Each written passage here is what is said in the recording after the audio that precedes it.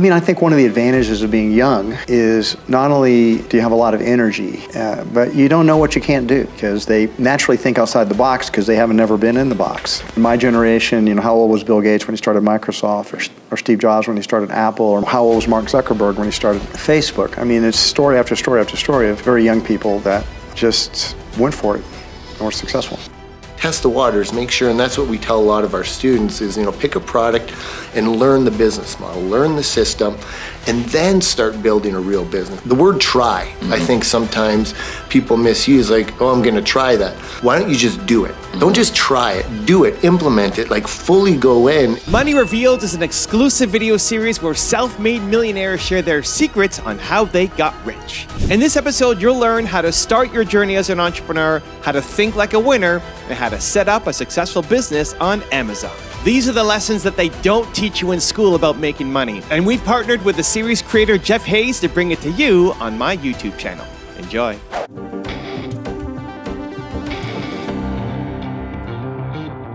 look forward to my interview with John Mackey with great anticipation. He's a personal hero of mine. He's somebody I've admired for many, many, many years. And when I had the opportunity to sit down and have a conversation with him about money and entrepreneurism in his life, it was a highlight for me. And now I get to share it with you. Enjoy my interview with Whole Foods co-founder and CEO, John Mackey. John, thanks so much for your time. I really look forward to this interview. Thanks for inviting me. You have a foundation, I think, from your college days, maybe before, in philosophy, studying it intently. What role did that play in your life as an entrepreneur? I mean, it played a huge role. People oftentimes ask the question, if you're studying philosophy, is like, what good is that for? Right. But philosophy really taught me how to think. It taught me how to think critically, rationally, to see what's a bad argument, what's a good argument, to be able to defend my positions with logic and reason and facts and evidence. And so few people actually do that. And most people are just, go through life just being ruled by their emotions, and they're unable to actually ever sort of get clarity. So philosophy helped me see more clearly.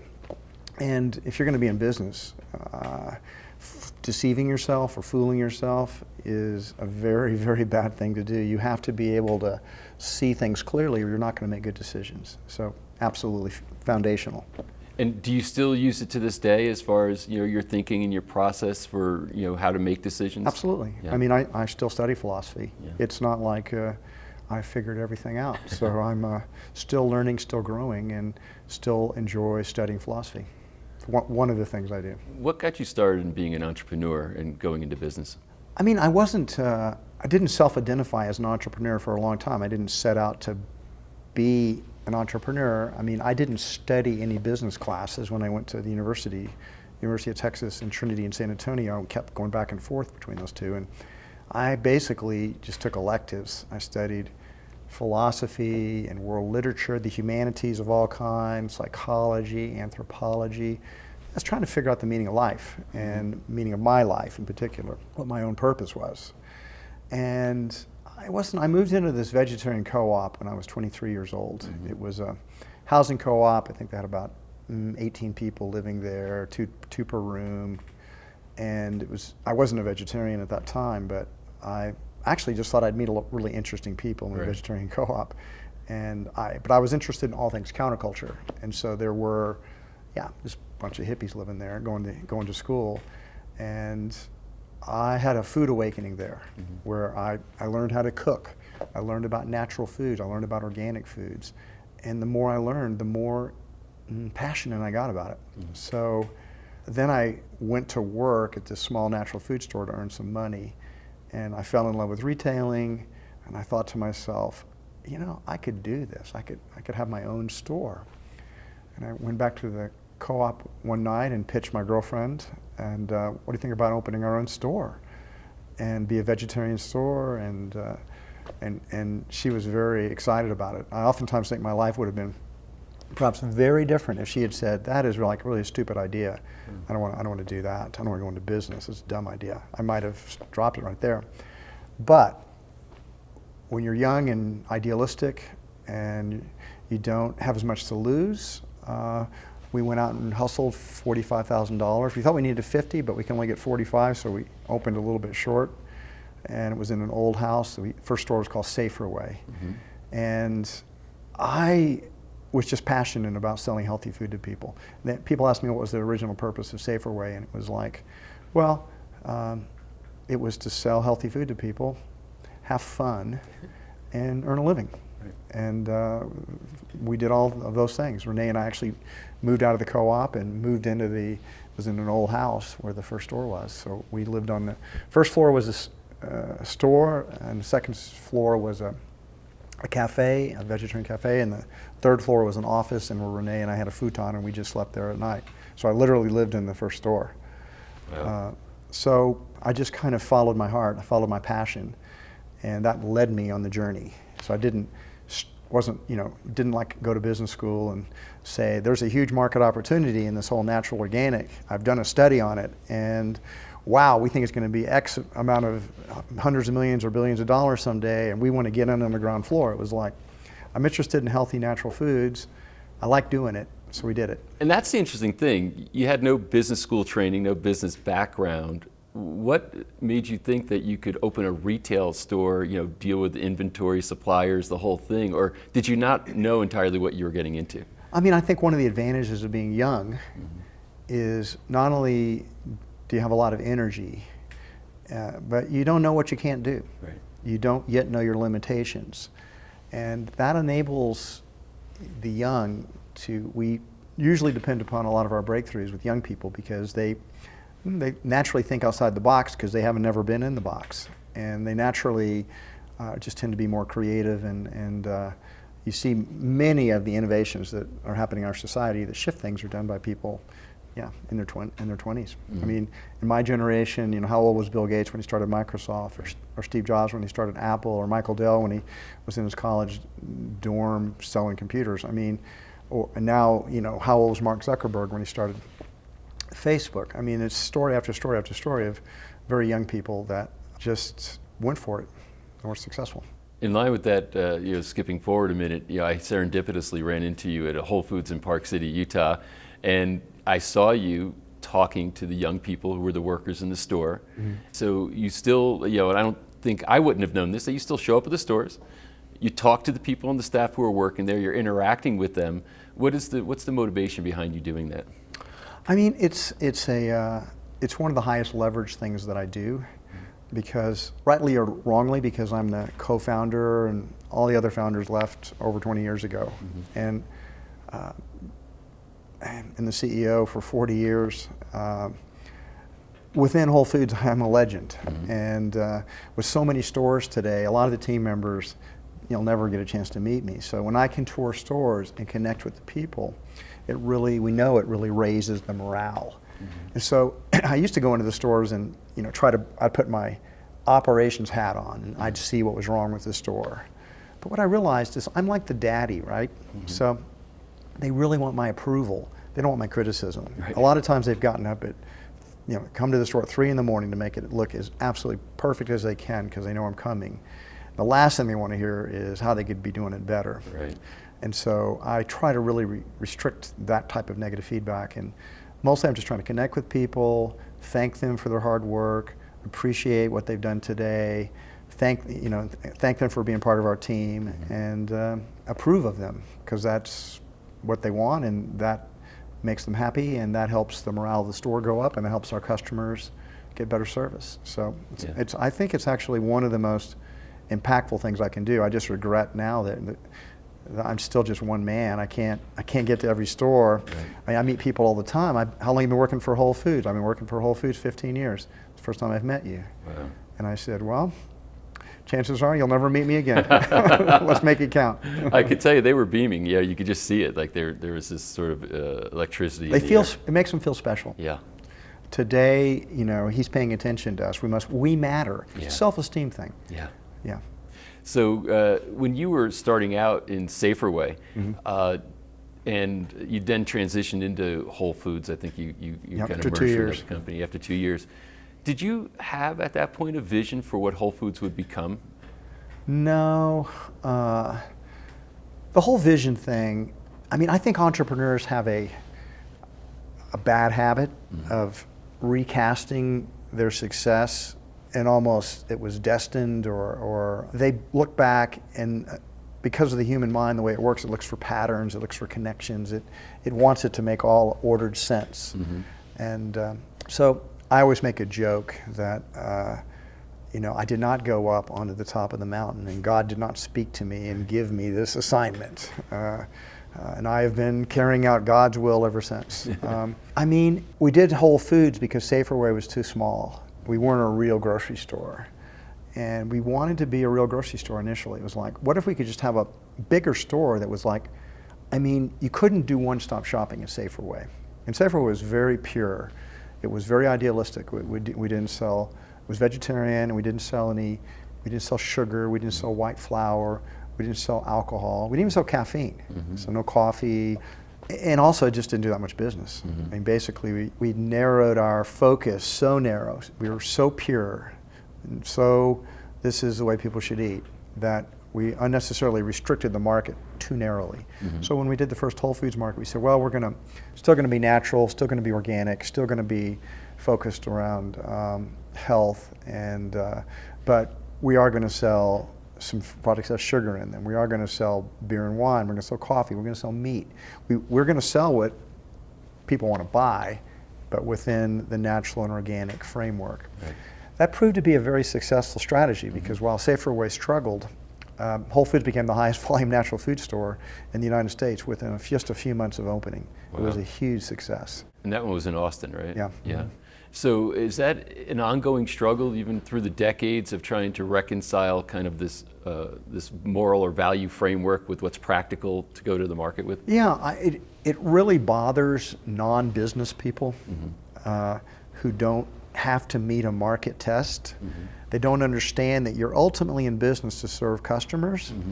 And so we're frequently judged like I'm a vegan. So a lot of vegans can accuse me of being a hypocrite because you sell meat, and it's like, I don't eat it, but customers want to buy it. I don't eat a lot of things Whole Foods sells. And you have to meet the market where you find it, or you'll go out of business ultimately. And so business people inherently understand that because they are all having to serve customers. And I always tell my vegan friends, like, hey, I'd like nothing better than to stop selling meat. And why don't you? I said, because the customers keep buying it. If they'd stop voting with their dollars for it, if they'd stop buying it, we'd stop selling it. Right. You're not doing a good job persuading people not to eat meat. Don't blame me because we're selling what the customers want to buy. I have never had that much problem. I've always seen, I've been an idealist, but I'm also a pragmatist. And what's the art of the possible? What is it possible to do today?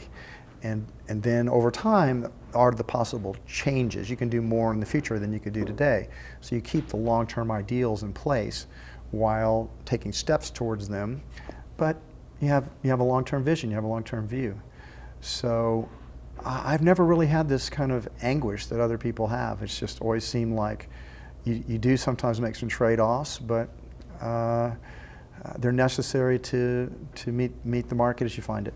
Yeah, Ayn Rand used to talk about the problem if you have a contradiction between the moral and the practical, and you didn't have an anything goes standpoint. There was still a framework from which you operated. We still had our quality standards. That's right. And they kept us from drifting too far. In a lot of ways, Whole Foods has always had these two elements within it that struggle with each other, two polarities. Right. One polarity is what I call you can call the foodie polarity. Right. Somebody that's really preoccupied with food and all the different aspects of it. And then within Whole Foods, there's a second element, which is the Puritan element. Food is not for pleasure, food is for health. Right. So food for pleasure versus food for health have struggled for the soul of Whole Foods. And sometimes one waxes and the other one wanes, and then the opposite occurs. So getting a good synthesis between those two has partly been what's led to our success. We've had elements of both. If you're a foodie, you can shop at Whole Foods and find really outstandingly high quality, good tasty food. And if you're a Puritan, if you're paleo, or if you're vegan, or if you're ketogenic, or whatever your particular diet is, Whole Foods has got what you want. So if we were to extrapolate now to the general entrepreneurial and business world, for people who are saying, I've got a certain set of values I want to put in the marketplace, but I also realize I have to meet the market in order to be able to be successful. What type of framework or considerations could you give them? Let's say it's outside the food, but it might be something else. Well, first thing I would do is, in terms of conscious capitalism, I mean, it's like first you ask what your purpose is. And you don't want to drift away from your purpose. As you go out and fulfill your business, it's always a risk that you will forget what your purpose is, why you're doing the business in the first place, what you're trying to accomplish. So the purpose acts as your North Star that keeps you on track. Even if you wander off, you can get back on track by going back to making sure this is aligned with your purpose. Right. And secondly, I think the stakeholder philosophy is very important. The stakeholders being the business doesn't exist only to create value for the investors and the owners. It also exists to create value for its customers, for the people that work there, for the suppliers that trade with it, for the communities that we're doing business in. And then, in a sense, the larger environment as well, minimize our environmental damage. So if you have a stakeholder philosophy, everything shifts. You begin to ask yourself, is this a win-win strategy for all of our stakeholders? Is this going to be good for if you're making decisions that are, say, good for your customers but bad for your employees, maybe that's not the best decision. And if you're making one that screws the suppliers, maybe that's not the best decision. So how do you make decisions where they're all going to simultaneously flourish? And if you keep purpose and stakeholders in mind, those type of contradictions and trade-offs tend to get resolved pretty easily. So with people that have been doing that and maybe they've found success in some type of a career or an entrepreneurial venture, and over time they said, I've worked hard, I've made some money. What do you, as far as that type of a person that obviously doesn't have a Whole Foods level of success, what do you think they should be thinking about as far as their own wealth protection or wealth development? Well, first, of course, if you want to create great wealth, the best way to do it is to own businesses, a business or businesses, and generally concentrated. And then that compounds, in a sense, over a long period of time, and that's how large wealth is built. If you look at almost all the super wealthy people, they got it through building something and some type of business. And from real estate to computers to software to, Jeff Bezos, the richest man in the world, he built it through the internet, and there's been so many different strategies, and as the world technologically evolves, there's always going to be new strategies, like the next thing, the next big thing will always be coming along. You take Uber, for example. First time I did an Uber, and it was like, why didn't I think of this? This seems so obvious, right?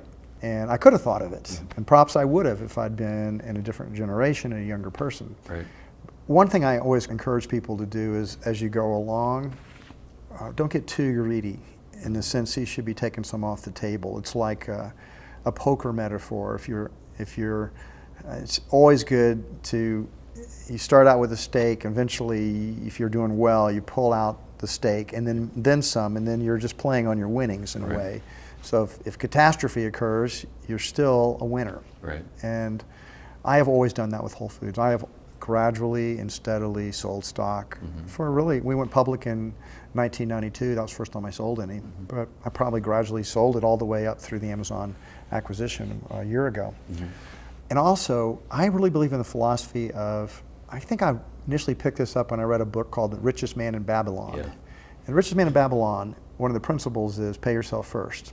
So basically, take at least 10% out of your paycheck and put it away and invest it, and you don't touch it. It's just you're going to let it compound and grow over a long period of time. And that's not that hard to do once you get in the habit of it, because it doesn't really change your style of your lifestyle, because you used to live on 10% less than you're making, and you did fine. And so there's a bad habit of people tending to, as their salary ratchets up, they just ratchet up their lifestyle. And I don't think you should ratchet up your lifestyle. I think you should, and we see this in cultures that are wealthy cultures. That the Chinese, for example, are very good at saving. Mm-hmm. The Jewish faith has been also put an emphasis on saving, Mm-hmm. saving and investing, and that's just a lifestyle habit. To not in America, we tend to go for flashy cars or big screen televisions or the latest, hottest new iPhone or whatever. We're out there chasing the Teslas and I just always believe that you should be about creating lasting wealth, and that's through being reasonably frugal and saving and investing. And that's the proven over and over and over and over again strategy to create and maintain wealth. And I mean, if you're 24 years old and you've created Facebook, then this is not you don't have to worry about this. But that's a very small percentage of the people that hit that type of jackpot in their lifetime. It's, I mean, 100 people maybe, I mean, out of 7.5 billion or 8 billion. I think it's better to, whatever you're doing, save the money, invest it, and then keep doing it your whole life, and you will become a millionaire and potentially very wealthy by the time you reach late middle age. Speaking of Whole Foods and investing, I remember back after Whole Foods went public and opened up in my town near where I grew up, Ridgewood, New Jersey. Yeah. And I remember they had a direct traffic in and out of that parking lot when it first opened. It was just so busy. And my mother called me up saying, "You got to buy Whole Foods stock." And at the time I had an E-Trade account. And I'm like, I think it was like $25 a share or something. And I said, "It looks like all the growth is already priced into it. I'm not seeing it," which just shows like, I'm not a stock picker. That's why it's not my I'm advice. on the board of directors of the Motley Fool. And that has been really good for me because I've made a ton of money through basically following their stock advice. And their basic stock advice is the best companies always look fully priced or overvalued. But I mean, Amazon's gone up 200x since it did its initial public offering. Microsoft's gone up even more because it's had a longer time to compound.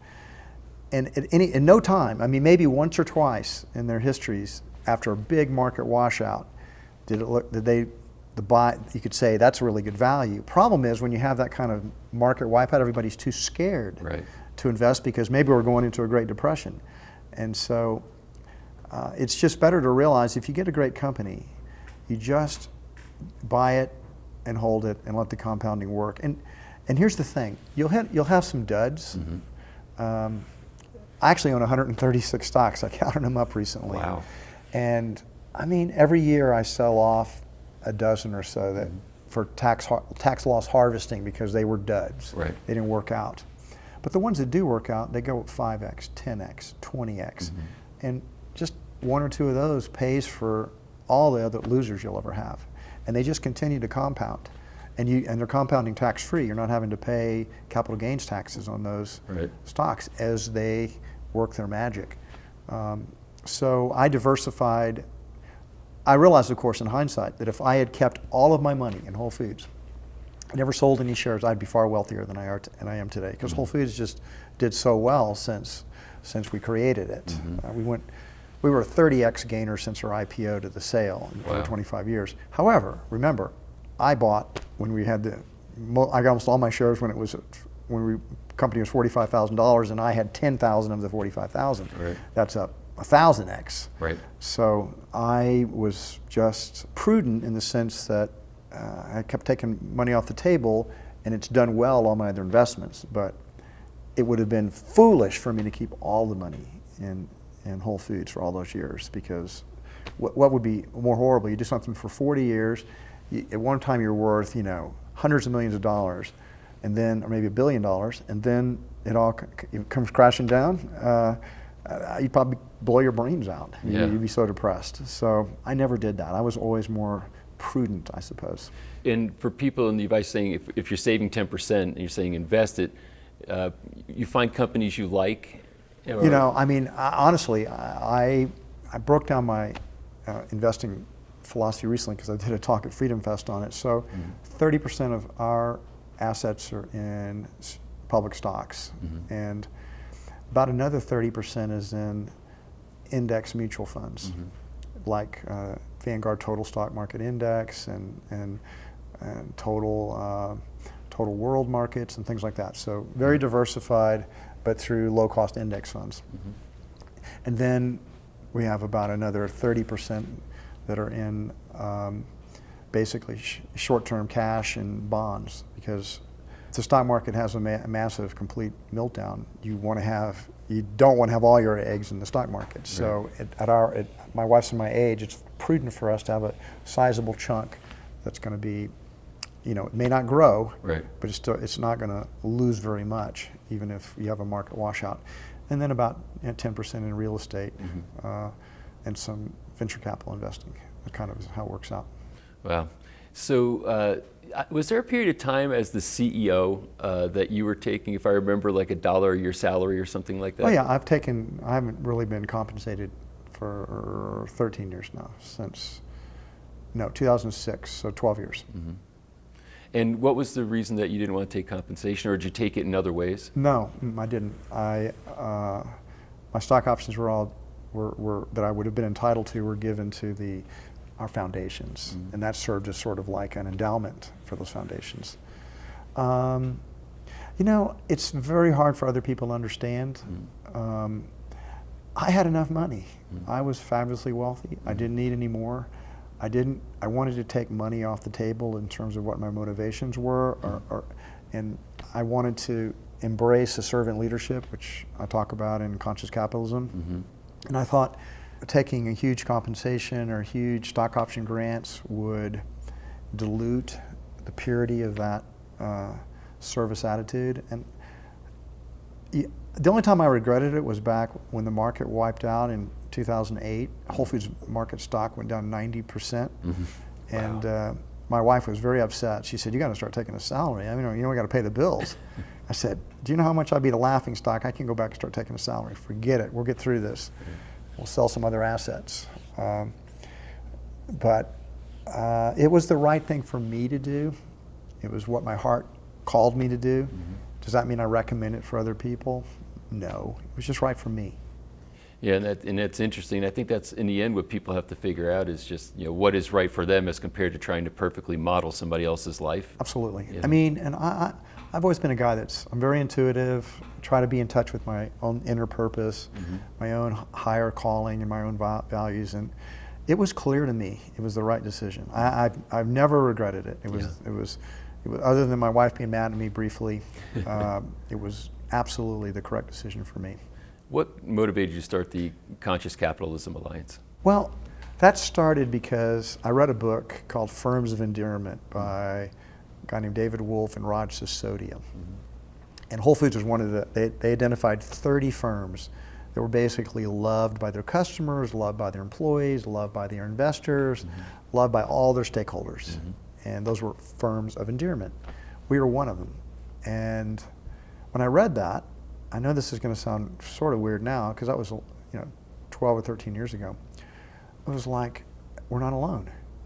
I thought Whole Foods was this weird, super weird company that nobody else was doing what we were doing. I had no idea there were other people out there, other well-known companies that were also had a higher purpose. We're also taking care of stakeholders. We're also had a different style of leadership, servant leadership. And when I met David and Raj, we started talking about, let's start an organization that let's spread these ideas. And because one thing we discovered is that the companies that are firms of endearment, or now what we call conscious capitalists, they actually financially do better as well. It's because they just synergize at a higher level when you've got happy customers and happy employees and happy suppliers. That just kind of raises everything up a couple of notches higher.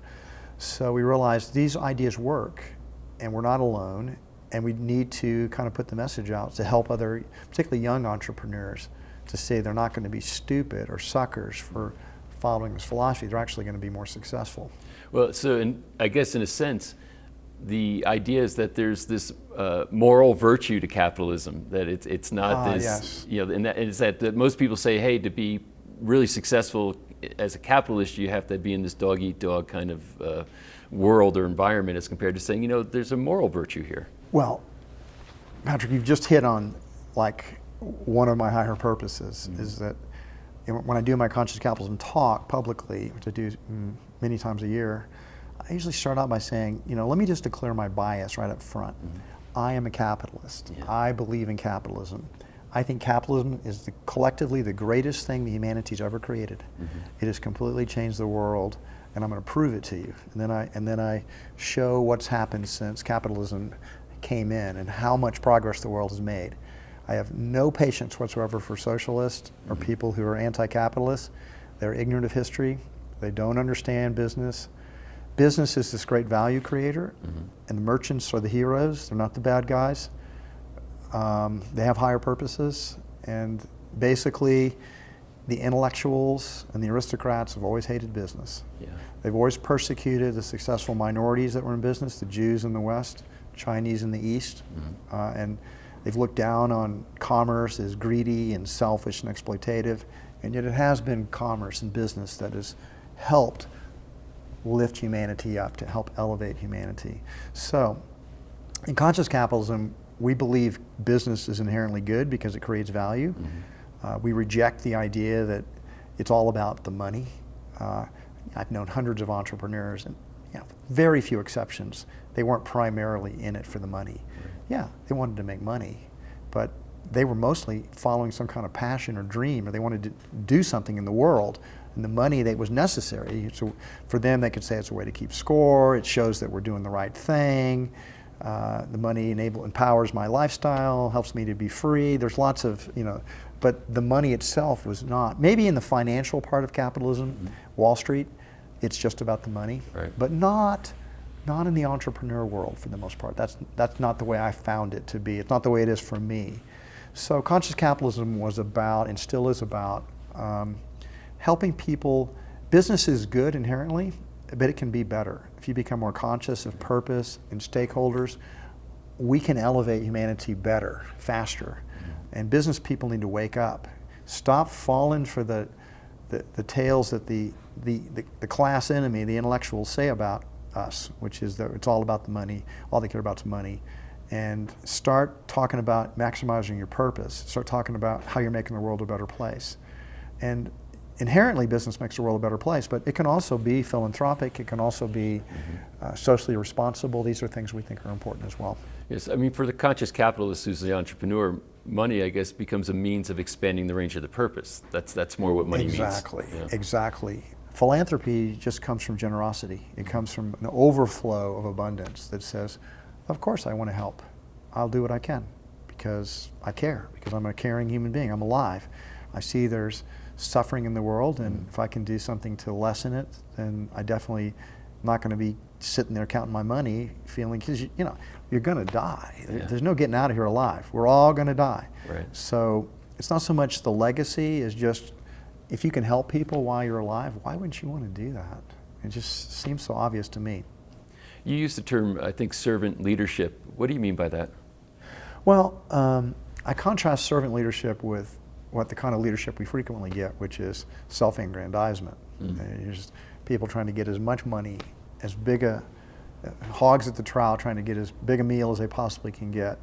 And the way business is often caricatured by its enemies. So the servant leader turns that on its head and says, I'm in here, I'm serving the higher purpose of this organization. I've internalized that higher purpose, I made it my own, and I'm serving all the stakeholders. I want all the stakeholders to flourish, and I'm in service to them. Those are the two biggest parts of it, and then our world is crying out for more conscious leaders. It really is. If we're going to get through the polarities that we have politically and a lot of the challenges that we have, we need leadership to resonate at this higher level. And so two of my friends and I have started, in fact, one of the things I have to do when we finish here is we've got a book proposal out called 12 Virtues of a Conscious Leader. And that's going to be like a sequel to Conscious Capitalism. We have 2 chapters in leadership and conscious capitalism, and people tell me those are their favorite chapters. So it's like, okay, we're going to expand those into a full-scale book, and we're talking about the virtues that you want conscious leaders to cultivate, that you have to practice virtues. I mean, some of these are timeless virtues like you cultivate courage, integrity in all things, dare to love. I mean, but then also about the importance of customers, put customers first. Today, in the technology world we live in, you have to learn how to think exponentially. So we're just going to have a chapter on each one of these 12 virtues and give ways for people to understand what that virtue is and how do they practice it daily. To be a servant leader or to be a highly ethical human being today, you have to practice it. It doesn't just automatic. To be a good leader, you got to study it. You got to practice it. You got to work at it. It's not just, leaders are, they're made. They're not born. People might have a natural desire to be leaders when they're kids, but that doesn't mean they're any skillful at it. Right. Good leaders are skillful leaders, and that takes practice, particularly practice of virtues. You know, it's interesting, you know, being on the, I guess, the other side of conscious capitalism, meaning, you know, I'm the recipient of being in an entrepreneurial community who, you know, joined conscious capitalism, you know, studied it, and you know, the things you were talking about. And I think the excitement amongst my peers, other entrepreneurs, other business owners, et cetera, was the idea of a moral sanction in what we were doing, as compared to feeling like, you know, we're either greedy because we want to succeed and expand our companies, et cetera. We're the heroes, Patrick. Yeah. We're not the bad guys. We're the heroes. We're the ones.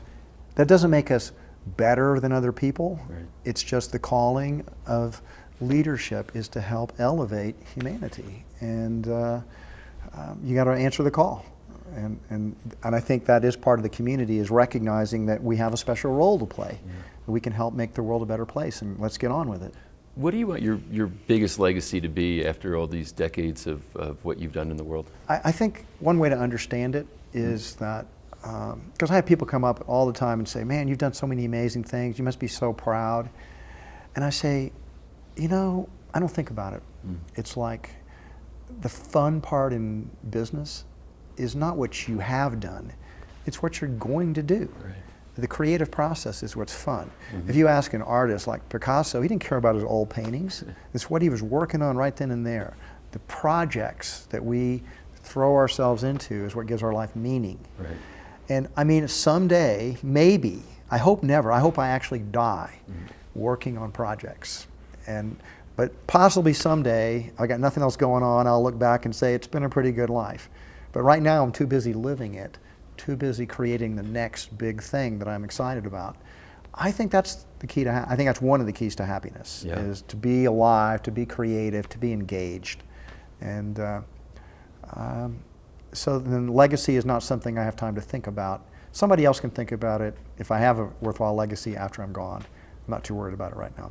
So I believe the engaged life, the purposeful life, for me, is the life that's led to great happiness. Yeah. And I actually think most people would be happier if they're doing meaningful things they care about. You mentioned 2008 and how, you know, that was kind of a tough time. You know, are there any other low points? I mean, all entrepreneurs, I think, go through them, and they have to try to find some inspiration to get through them. Oh man, I mean, remember, I've got 40 years now, so there have been a ton of low points.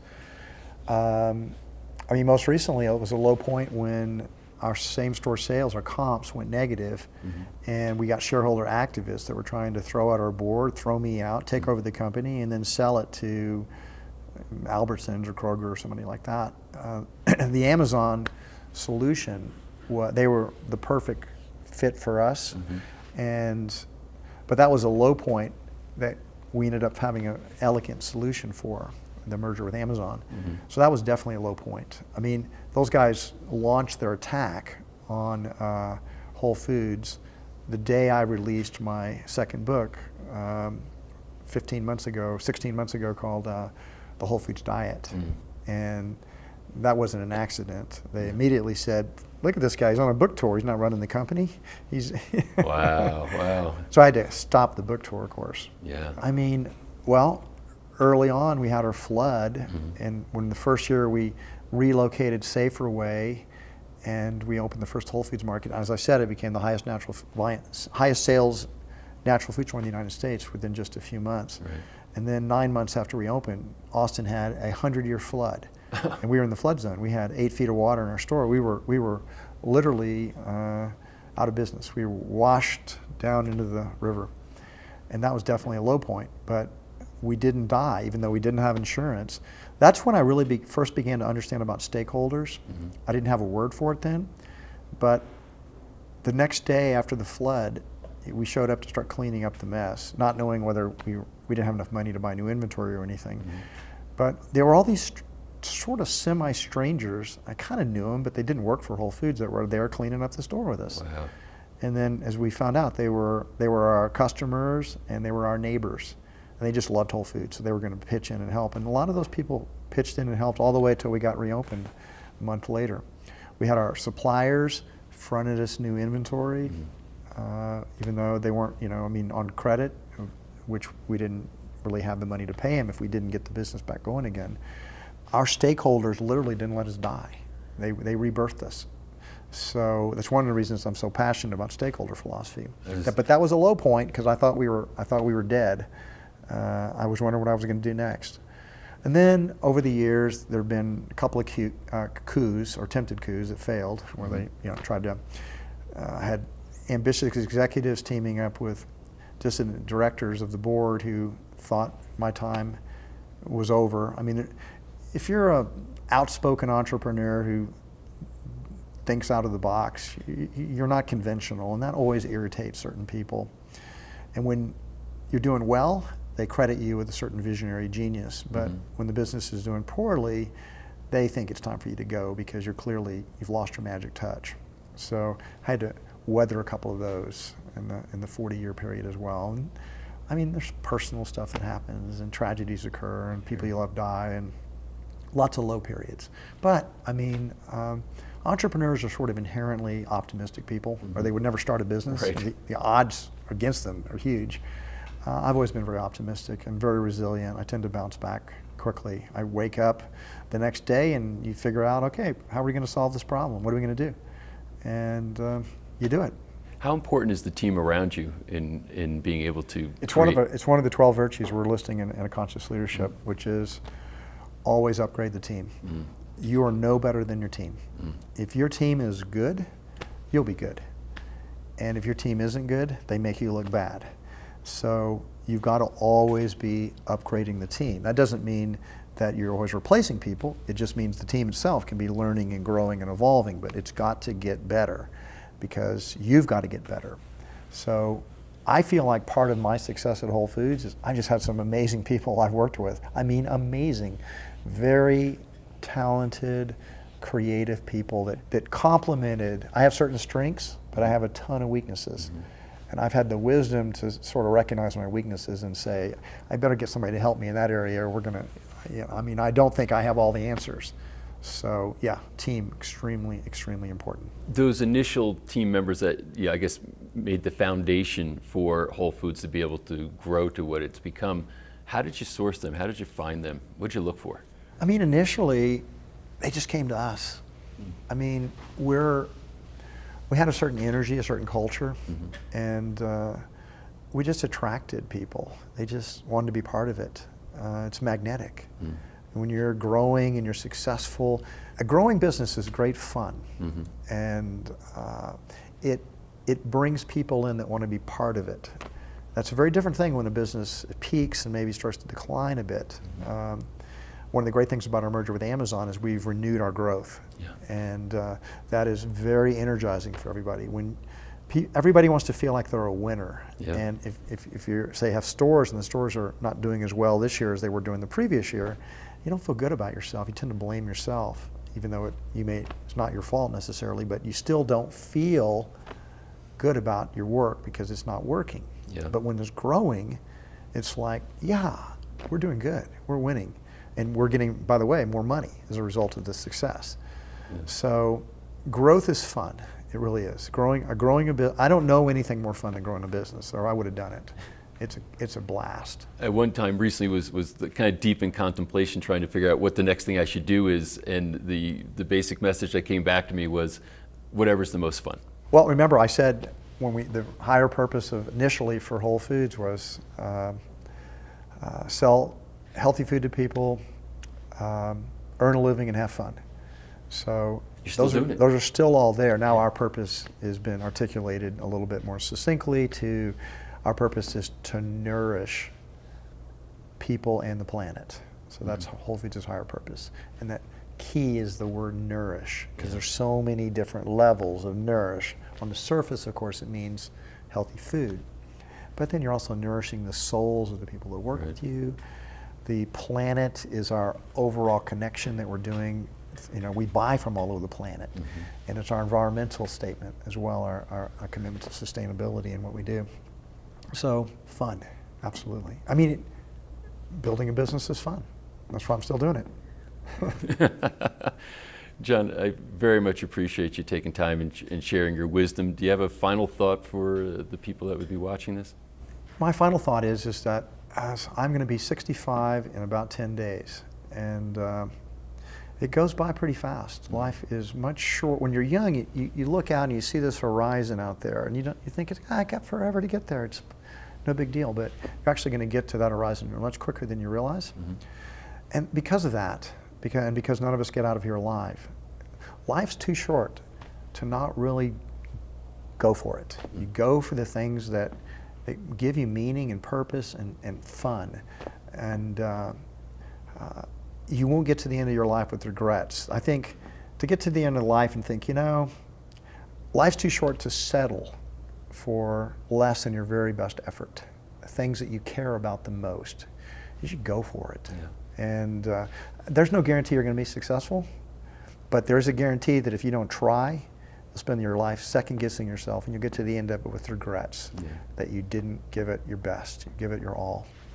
Terrific. Thank you so very much for taking this time, and I look forward to you getting your new book and experiencing that, and to also see the growth of Whole Foods and its new relationship with Amazon. It's been, for me, it's been great. Thanks, Patrick. I'm excited about all of those things too.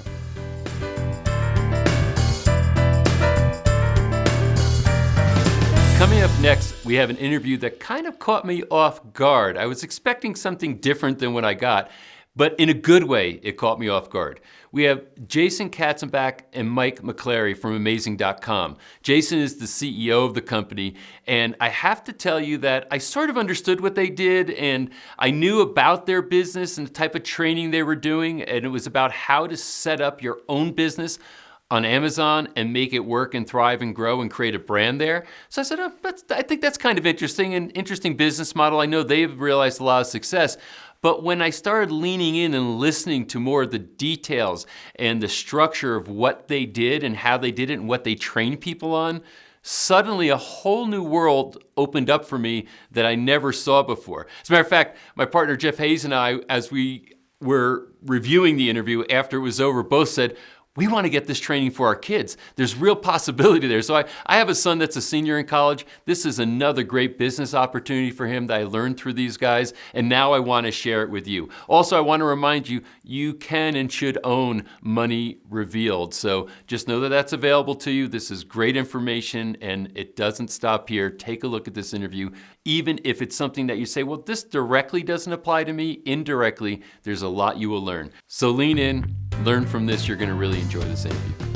Jason, Mike, thanks for taking time to sit with us and have this conversation. So the joke is almost too easy, and it's probably not even funny to you anymore, but you have an amazing story, right?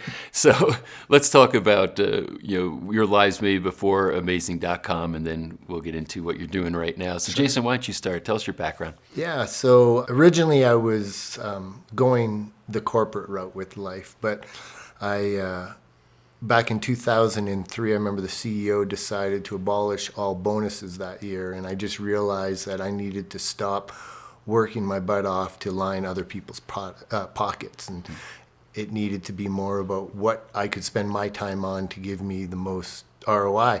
So I started my first business back in 2005, and it was a pretty cool success. You know, that first year we did over $3 million. And it just really got me the bug for the internet. I went from, working for a corporate company where I was working all these hours to try to improve my lifestyle, and I found I just had to work more and more hours, and it didn't seem like I had any freedom. And then I started my own business, and all of a sudden I could work from home, I could travel. As long as I had an internet connection, it was good. Now back then, Wi-Fi wasn't like it was now.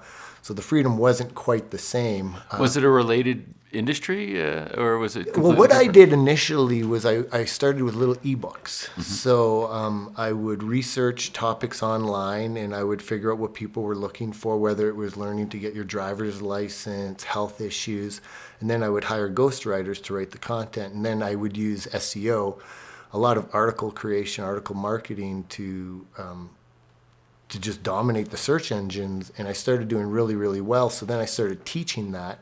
And I launched a product in 2005 called Portal Feeder that was based off of that, how to build websites to be able to promote affiliate programs, products, anything like that. And that's when I realized the feedback I got that I was very good at teaching, because I was I had a lot of empathy with the people. I would really work hard with them. I cared a lot about customer support. And we got a lot of feedback on that early, that it was our customer support that made the difference, because we really followed through with the customers. And so I started refining that membership model and teaching model. And it was always based on the businesses I was doing. It's like I had to be a success in the business I was teaching. And so initially, starting back in 2005, it was focused on SEO and PPC, but all Google related. And then in 2010, that's when all the penguins and all those things came out from Google with the different algorithm changes.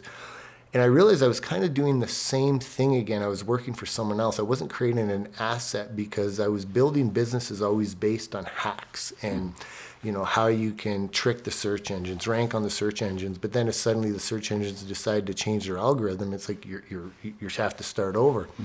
And that's when I met Matt Clark, actually. It was in, I'm not sure if you've heard of the Mavericks. It's a mastermind group. Yannick Silver. Yeah. And so we met in that. I joined that in 2011, and me and Matt got into a mastermind group. And so here's this young 24-year-old kid at the time doing like $100,000 a month selling his own product on Amazon.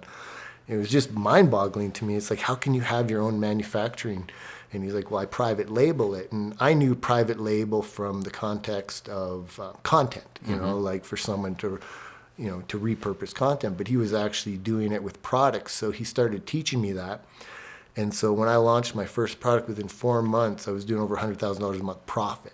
Wow. And that was because I was able to take all my SEO skills, all my marketing skills from Google and translate it onto Amazon. Now, I also had a little bit of a helping hand, because at that time, Dr. Oz was really pushing health supplements like Garcinia cambogia, raspberry ketones. And my first product was a raspberry ketone.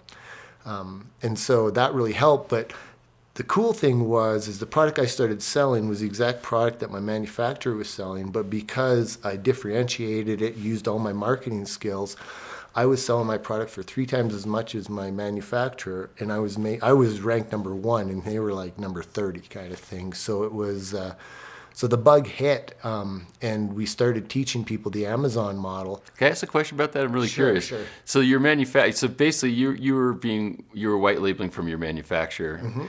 And when you started outperforming them on such a significant basis, did they at least take notice and say, hey, maybe we should copy some of what you're doing? Or were there any conversations around that? No. Interesting enough, as much as I thought that it would actually hurt me once they figured out who I was, the opposite, because manufacturers, most of them, that's their business model, is the manufacturing side. They're not marketers. And so they almost just dabble in that kind of stuff. But, a lot of our students have asked that, what about when the manufacturer finds out that you're selling the products? Well, that's not their business model. It's like my business model isn't manufacturing. Now, sometimes sellers will start to develop so much they build their own facility to manufacture it. I don't want to get into that. I don't want to have more warehouses and employees and those kind of things. So no, and in fact, it was more of a partnership. They started giving me better deals because I was such a high-profile seller, and they kept dropping the price on me. So it was just, the only problem was, the one drawback of that industry is I didn't like selling that product. And that's something with any business. I think, it's great to start a testing business. When you're going into business, you always, don't look at it like I'm going all in on this. Test the waters, make sure, and that's what we tell a lot of our students is, pick a product and learn the business model, learn the system, and then start building a real business. Did you think there was gravity there? In other words, so you said Dr. Oz was promoting this, so was that what got your attention and said, I think I can No, it was maybe... research. It was just following our strategies of figuring out what are the best sellers on Amazon, how many reviews do they have, how much competition does it look like they have, is this an emerging market? Because Amazon, I had in the mindset at first it was like Google, like if you're not number one, you're nothing. But it's not like that. Mm-hmm. Like on Amazon, people browse, you can direct traffic to it. It's very different that way. So it was never that. It was all about, no, this opportunity says, let's see. And as I started doing the business model, I started feeling I didn't like selling people a weight loss supplement when their responses when because I tried following up, giving them value, saying, as you buy this product, here's some exercise tips, all that. And I'd get responses like, if I wanted to exercise, I wouldn't have bought your product. And so you just start feeling guilty. It's like, well, as much as they say it works, this isn't really good for you. So I've actually gotten out of the health industry, and now I focus primarily on the house and home. But So I could see the trajectory into Amazon for you, and we'll get more specifically into those aspects. But I want to know Mike's how did you arrive here? Sure. Well, I'll go back even a little further, and probably people don't know this, but I actually sold paint right out of college. Paint. Yeah, so I put myself through college by working at a paint factory that my dad worked at. And in the early 90s when I graduated, the job market was not there for anyone. And luckily, the factory called me back up and said, you realize we have more jobs other than just factory jobs. We have professional jobs. And luckily, I was able to take a job with them. No idea that I was going to be selling paint. But I took that and moved to Alabama. And then within a few months, they realized that computers were now all the rage in the early 90s. And Mike, the 20-something kid out of college, must know computers. Didn't, but I vowed to learn them. And so I moved to Chicago, really got into the whole data analysis with the company as computers were taking off. And that led me to another job of, once I realized data and computers was where I wanted to go, I got into consulting business then. I started traveling, consulting. I found a client that I was doing a lot of data analysis with, a telecom company, and they actually got me involved in the finance side of it. And so shortly thereafter, I became a finance director for a large telecom company. What does that mean to be a finance director? Like, what kind of stuff did you do? Yeah, so I focused a lot on the revenue recovery side, where a business, you get so big, you don't realize where you're leaking money. Right. You just look at the numbers, the top line, the bottom line. You don't realize that there's all these little gaps and holes in your system. So my job was to find those gaps and plug them. And we did that with data. And I always loved research. I love, analyzing what's coming in, what's going out, and where's the delta between those two. Right. And I really found that was a great spot for me. And so after doing that for them for a while, I loved the work I was doing, but I felt chained down. I was this guy that sat in an office. I had a team working with me. We're always looking, it was mostly cable at the time. Cable did not have a really good, perception among people. And so I didn't have this feeling that I was bringing joy to people's lives, doing anything like that. Right. And definitely not my own life. I had a lot of stress in that job. So it was a great group of people, but I wasn't really feeling fulfilled. So then it was about 2012, I realized I wanted to do something different. I didn't want to have this corporate job with this week or two of vacation every year. I was making good money, but I was stressed out not seeing my family. And luckily, I saw an email come by, talked about, hey, there's great opportunity on Amazon. It must have been months after, Jason and Matt had started really, finalizing and fine-tuning how to build a business on Amazon. And I was one of the first people to get this email, and it just really, stoked something inside of me to make me realize this seems like a good opportunity. And I remember, hearing about the training, and it all just clicked. Why go out there and try to invent a brand new product? Find something that people already want. There's already a demand. Right. That's half the equation of selling. If you know that there's a demand for something, then create something that fulfills that demand or something that even does better than that. And that's what the model taught me. And so I jumped in, I took this, I learned how to build my own business on Amazon, how to build a brand of products. I had no idea. The products I launched, my first product was a leather conditioner.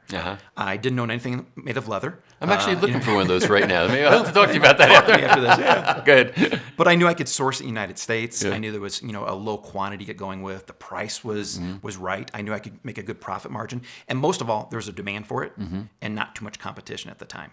So I started off with that, and lo and behold, a year later, I was making enough that I could actually quit my corporate finance job in order to pursue this full time. And it's just kind of taken off from there, and a lot of other things happened since then as well. Yeah. So, and I want to get into that in a moment, but when did the transition come from you being a customer, of the company to actually coming into the company? So I'd say probably started about 6 months after I started, doing, learning how to build a business. And we actually met in Austin for the first time. There was a live event for all the people learning how to this new business model. We got to meet for the first time. At that point, it wasn't just a virtual community, everyone talking on Facebook or in a private group. It was 600 people in a room, face to face, meeting Jason, meeting Matt, and then talking about all of our successes, our failures, what was working, what wasn't working. And what was amazing about that, not to use amazing again, was how much everyone was sharing with each other. Yeah. We had 500 to 600 people that you thought were competitors of each other, but they're all helping each other out because the world out there is so big. There's so much demand for everything. There's no point in trying to keep it all to yourself. And so when I started sharing more and more of what I was finding out, because let's face it, two guys can't figure everything out and do it all the time. They're running, a large business, bringing in all kinds of students. They need other people to help. And so I came in as more of a mentor in that role. There's probably a handful of us in that. And then after another 6 months of doing mentoring, then they realized we need someone to help with training. Right. And so I came in and started doing training about 6 months later. And then a few years down the road, as it was really building the rapport, the relationship, we're all, we realize we're in this together. We're helping change the world. We're changing lives. We're building a great business that's expanding beyond Amazon and beyond just e-commerce. Realized it was, a better idea to bring me in full time to really help, with the business and the customer support and also the building of the products to make sure they're as good as they can be. Yeah, if I just want to add one thing on that. So he's talking about our events. When our first event, what really surprised us, and when he talks about changing people's lives, was that fact. And that's one of the reasons we pulled Mike in too, because he has a lot of empathy for people. And because it's, one thing to teach people, but if you're not relating to them, if you're not understanding them, you can't help them. And at the end of the event, we had, the whole room was lined up around the room, and it took us an hour to go through of everyone wanting to take a picture with me and Matt, shake our hands and tell us how we changed their lives. So it was this spark that went in my mind. It's like, I found my passion. We're changing people's lives. And it's, oftentimes you hear about passion, follow your passion, find your passion. And I used to get stuck in those mindsets of like, how can I be passionate about something? Like, I got to find my passion. And you see people that are health experts and all that. But it's when all of a sudden you find it, and it was changing people's lives, the energy it gave, and just the spark that we saw in Mike and how he wanted to affect people's lives. And so he's definitely been an asset. He's a very successful seller of his own brands, but he's got a real knack for being able to relate to people and help teach them. So it's been a really good partnership. So amazing, is legendary in the digital marketing world because the size of some of the launches you've done, it's people know about them. And it's this whole concept of the virtual world. But what gets my attention is, you decide to have a live event, which is like kind of like the other direction a little bit. So what was the internal dialogue saying, hey, this is all about how to be virtual and really build a good business, a profitable business virtually. Let's get everybody together live. So what was the impetus behind that? It's about camaraderie and sharing ideas, and the fact that, over the 7 years before that, I went from being in an office to working in my home and going through a lot of ups and downs. Working from your home can have a mental challenge at times. You get depressed, you feel alone, you don't have people around you that can relate to you, can bounce things off. So it's really about creating that community. And we also knew that we wanted to have an experience, so not only to help people create a community, but also to help connect people that can help one another. One of the biggest things that me and Matt did originally was we created this mastermind group. And so I started selling in October. We had the mastermind group in November, and then every one of us in that mastermind group by February were crushing it. And so it really opened our eyes too, that you have to be sharing. As Mike said, there's just too much to teach. And so it was really just about how do we create community with people? How do we make people feel they belong? And how do we get that camaraderie so people feel that they're not just on an island by themselves doing this business, that there's actually something more to this. And it just worked. It really did. Did you have, I guess this is really a question for you because you were there at the point in time, but when you got together with Matt and you said, let's put together this product and this project and let's go launch this, did you anticipate the size it would be? No. I was going for, my target was the John Reese, Frank Kern kind of $1 million launch, right. The Mike Phil Same kind of thing. And what we did originally, what we launched was 3 products in one. It was originally called the Amazon Money Machine, and then Amazon let us know that you can't do that. So we quickly changed it. And thankfully at that time, we were nobody. So like we had time, we changed it to the Amazing Money Machine and then the Amazing Selling Machine. John Reese actually helped us change that. But when we started it, we were focused on private label, wholesale, drop shipping, and Kindle, because those were the 3 aspects of Amazon. But after the year of doing that and all the community and testimonials, we were looking like, people were making a few $1,000s a month with Kindle. Some were doing okay with with wholesale. But private label, we had people crushing it. We had one guy, David Paul Doyle, actually, he was one of our first guys that he's right now NatureWise, and he's one of the biggest health brands on Amazon. He was one of our first success stories, and we just looked at this, it's like, so by having this training, we should probably get rid of the, look at the 80-20. What's getting us 80% of our results was private label. And then, so when we did that, and now we had these testimonials, you go from the first year launching the product doing $1 million to the next launch we do, just the launch itself in 9 days doing $7 million. It's kind of like, whoa. And then the next launch you did 10, next launch you did 16, then you do a $22 million launch. And it was just, it 2 things happened. Number one, we were the first to market. We were the first real established system. But the other cool thing is all of that pre-training I did of creating communities, courses, all those kind of things just fed right into that. So it was just really all those relationships from affiliates and everything that I had. It was like the perfect storm. And, it plays with your mind too. When all of a sudden all this success comes, it's like winning the lottery. It really, there's a lot of challenges that come with that. A lot of challenges. But no, I was hoping for like a $2 or $3 million launch. I had no idea it would do what it did. And the biggest launch was the 22 million. Was that the Yes. So that's a lot more than one. Yeah, it was pretty incredible. But with all the people now that have come in, because obviously you opened up this kind of new frontier, that's an opportunity. When I look at it, sometimes I think in terms of it's almost like learning franchise. As far as saying, hey, there's kind of a turnkey business method here that you can adopt. But franchises, you need a lot of money to be able to engage in. Here, you need very little investment to be able to kind of get a product, get a business, get the whole structure together, and be able to go to market. And then, so if for some reason it didn't work, you don't really have a downside or much of a downside. And if it does work, it's a terrific thing. And we actually teach that where some people will, there's one person we were just talking to that put like $16,000 in their first inventory order. And it's like, what are you doing? That's absolutely, you want to start as risk adverse as possible. And the idea is start with this, you want to start with about 200-300 units. That's all you need for really to get going. Yeah, you don't need to spend thousands of dollars. No. As a matter of fact, you only started with $500 worth. $500. Got me about 100 bottles of leather conditioner to get going with.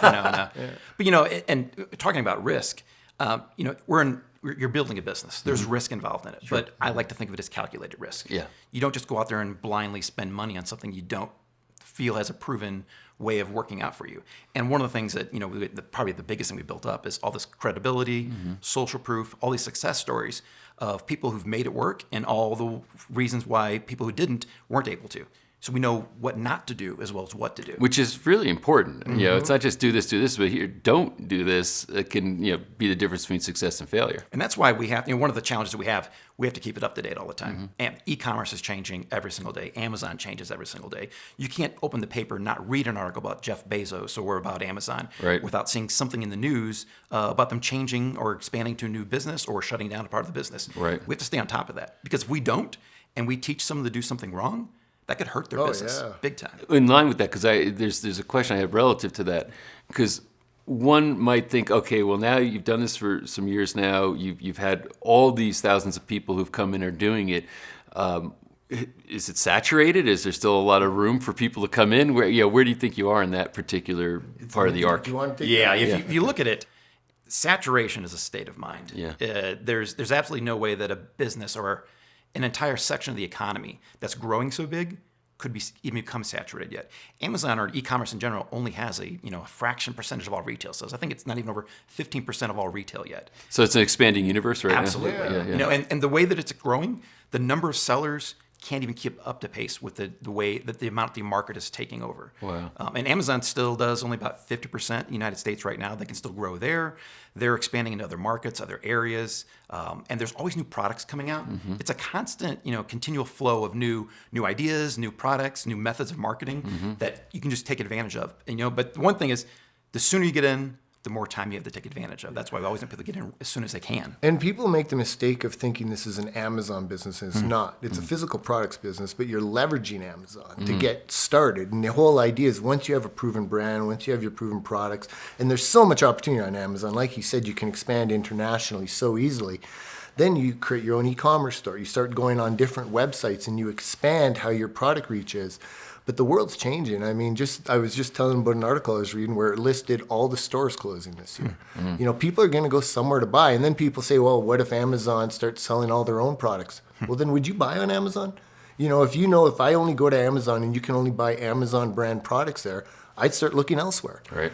Because Amazon doesn't want that. Amazon admits 50% of the revenue is from third-party sellers. So there's so much growth, and it's just like a hockey stick right now with how quick that Amazon is expanding. And some people think that it's oversaturated because I think it's a fear. Like they want to talk themselves out of it, where they're looking for opportunities, but they almost seem to red flag everything. And no matter what business model I've been teaching, that's the number one thing. Oh, is it oversaturated? Is it oversaturated? They feel like they missed it. Yeah, they feel like they missed it. And it doesn't matter that the first year we started selling Amazing Selling Machine, the number one question was, is it too late? Is it too late to get into it? And the only thing that determines success or failure, in my opinion, the number one thing is mindset going into it. And, you hear mindset, some people say, oh, it's irrelevant. And it's like, it's not. And every success story we talk to, the people say right away, I knew I could make this work. And so it's really believing that if you're going into this and saying this isn't going to, the word try, I think sometimes people misuse, like, oh, I'm going to try that. Why don't you just do it? Don't just try it. Do it. Implement it. Like fully go in. And it's even incredible sometimes people buy our course and they'll send me because they'll be struggling. I'll say, let me see what you've done. And it's like, well, you haven't followed the training. And it's like, well, why are you doing this? Like, is this a hobby for you? Because if it's a hobby, then I'll step back and it's like, you just go have fun. But if you want to change your life, if you want to be a real successful business, then you can't just try. You have to do it. And it's all about mindset. And at the end of the day, there is so much room on the internet for e-commerce. Whether Amazon right now is a behemoth, but you remember when Google took over Yahoo, people were like, there's no way like Yahoo's going to be it. And then Google came along, like there'll be something come along. But the thing is, people are always going to need to buy. There's always, whether it be, and I love it now. Like just the other day, I ordered a bottle opener because it's like, oh, I got to go buy a bottle. It's like, wait a sec. Order it and same day delivery you get it, in the big.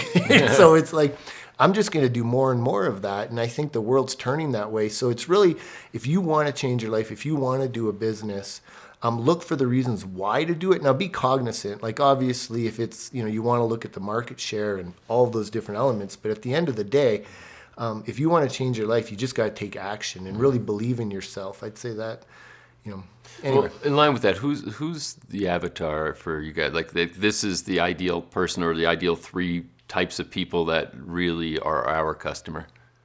It started with this guy.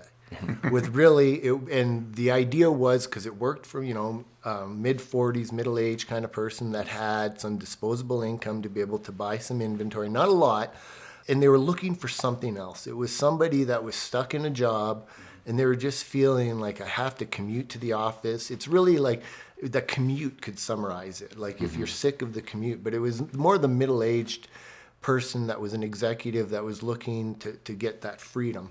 But it's since changed a lot. Yeah, now we see people from all walks of life do it. I mean, I think anyone who wants to make a change in their life and has a reason why they want to do that. And money very seldom is the reason why. It's what you want to do with that money. But if you have a reason, if you're wise, you want to spend more time with your family, you want to travel, you want to, buy nice things. There's nothing wrong with that at all. Just you understand what it is you're doing this for.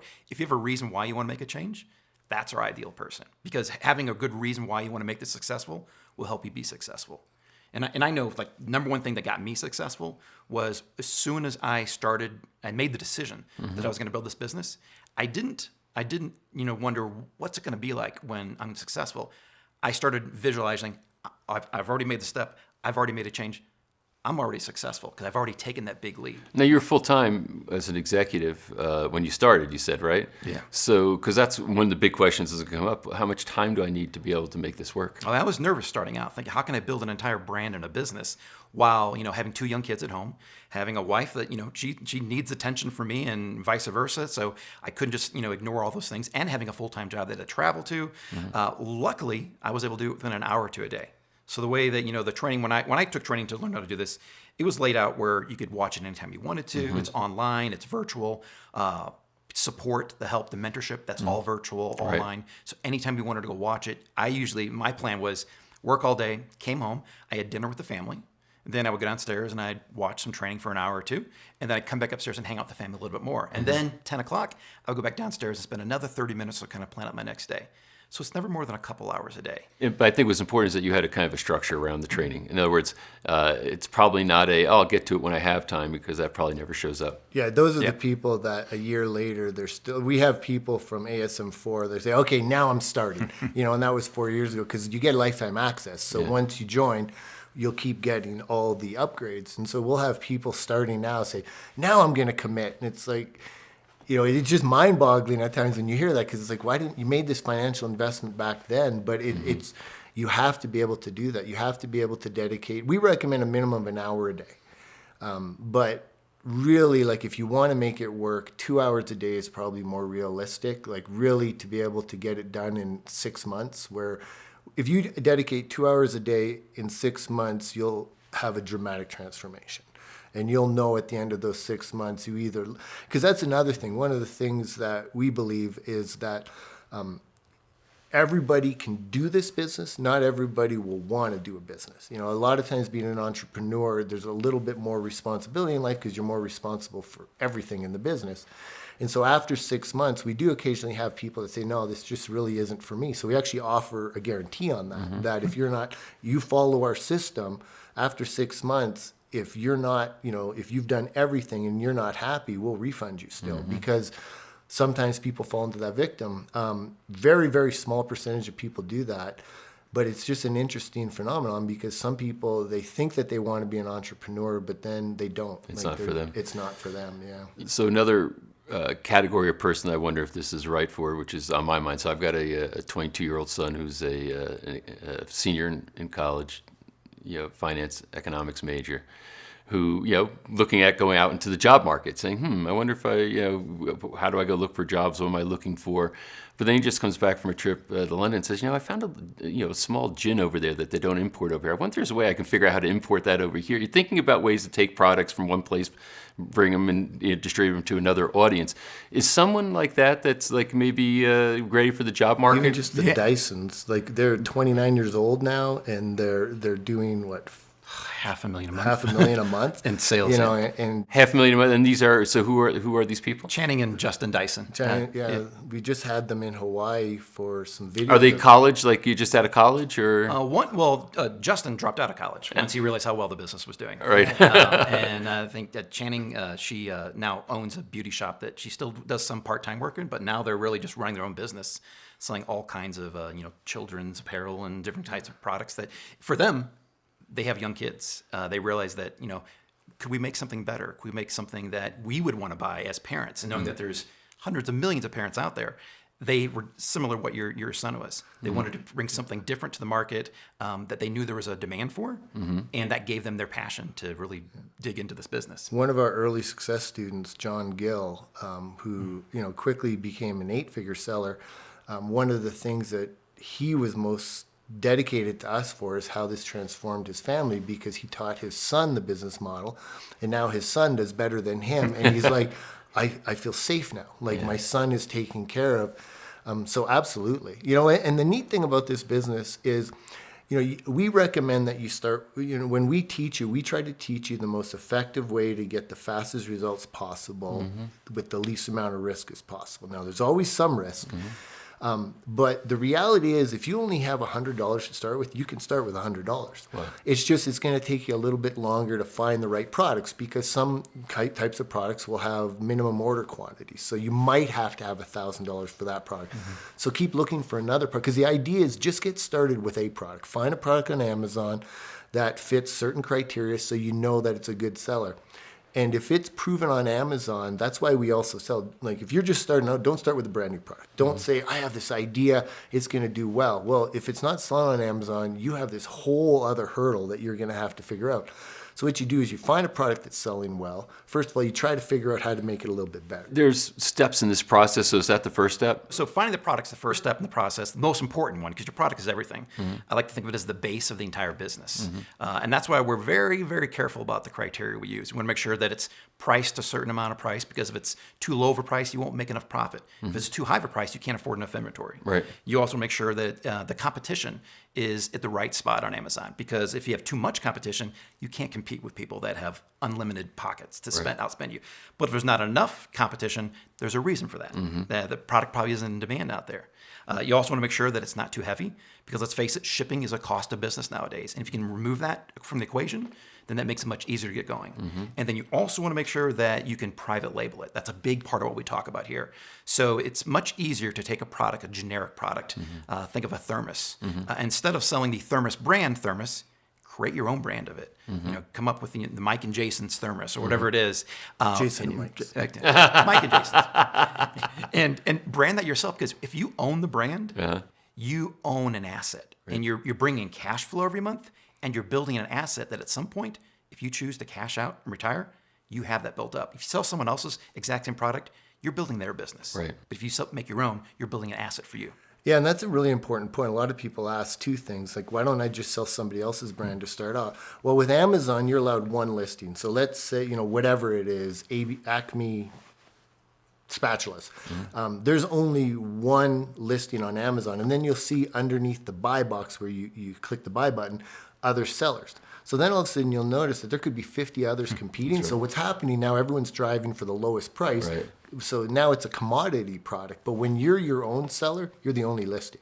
You might have Amazon, because it depends on how you have things set up. They can resell your used stuff. So if someone returns something, but that's the only time you'll have a competitor. So it's just, you get all the profit, you get all the sale. And so people think, oh, it's easier to start this way, and it's not.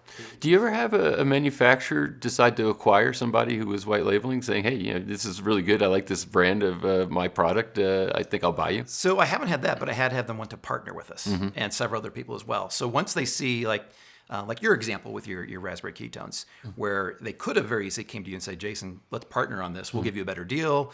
Let's share in the profits. I had one of my suppliers came to me after seeing the growth and wanted to partner on a whole new line with them.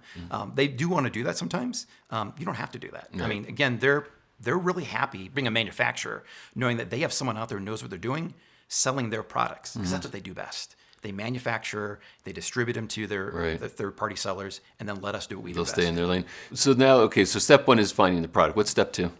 Next one then is speaking to manufacturers, finding them. And this is what blew my mind when I first learned the business model. I thought that if I was buying any kind of product out there, that whoever made, maybe it was a Rayovac lantern. I thought Rayovac made that product. They had a plant somewhere in St. Louis, and they're churning out lanterns.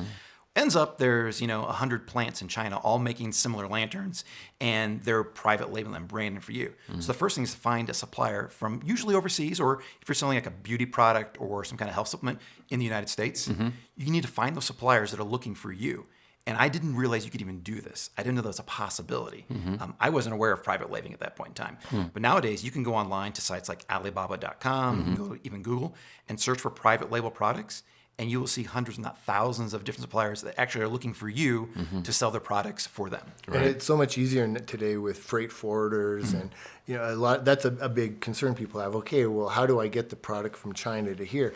It's so easy. It's really just a matter of picking up the phone, talking to the freight forwarder. They ask all the right questions. So I don't even know if all of them need a phone. There's probably online forms now, and they'll make sure it goes from the manufacturer right to Amazon. So it really.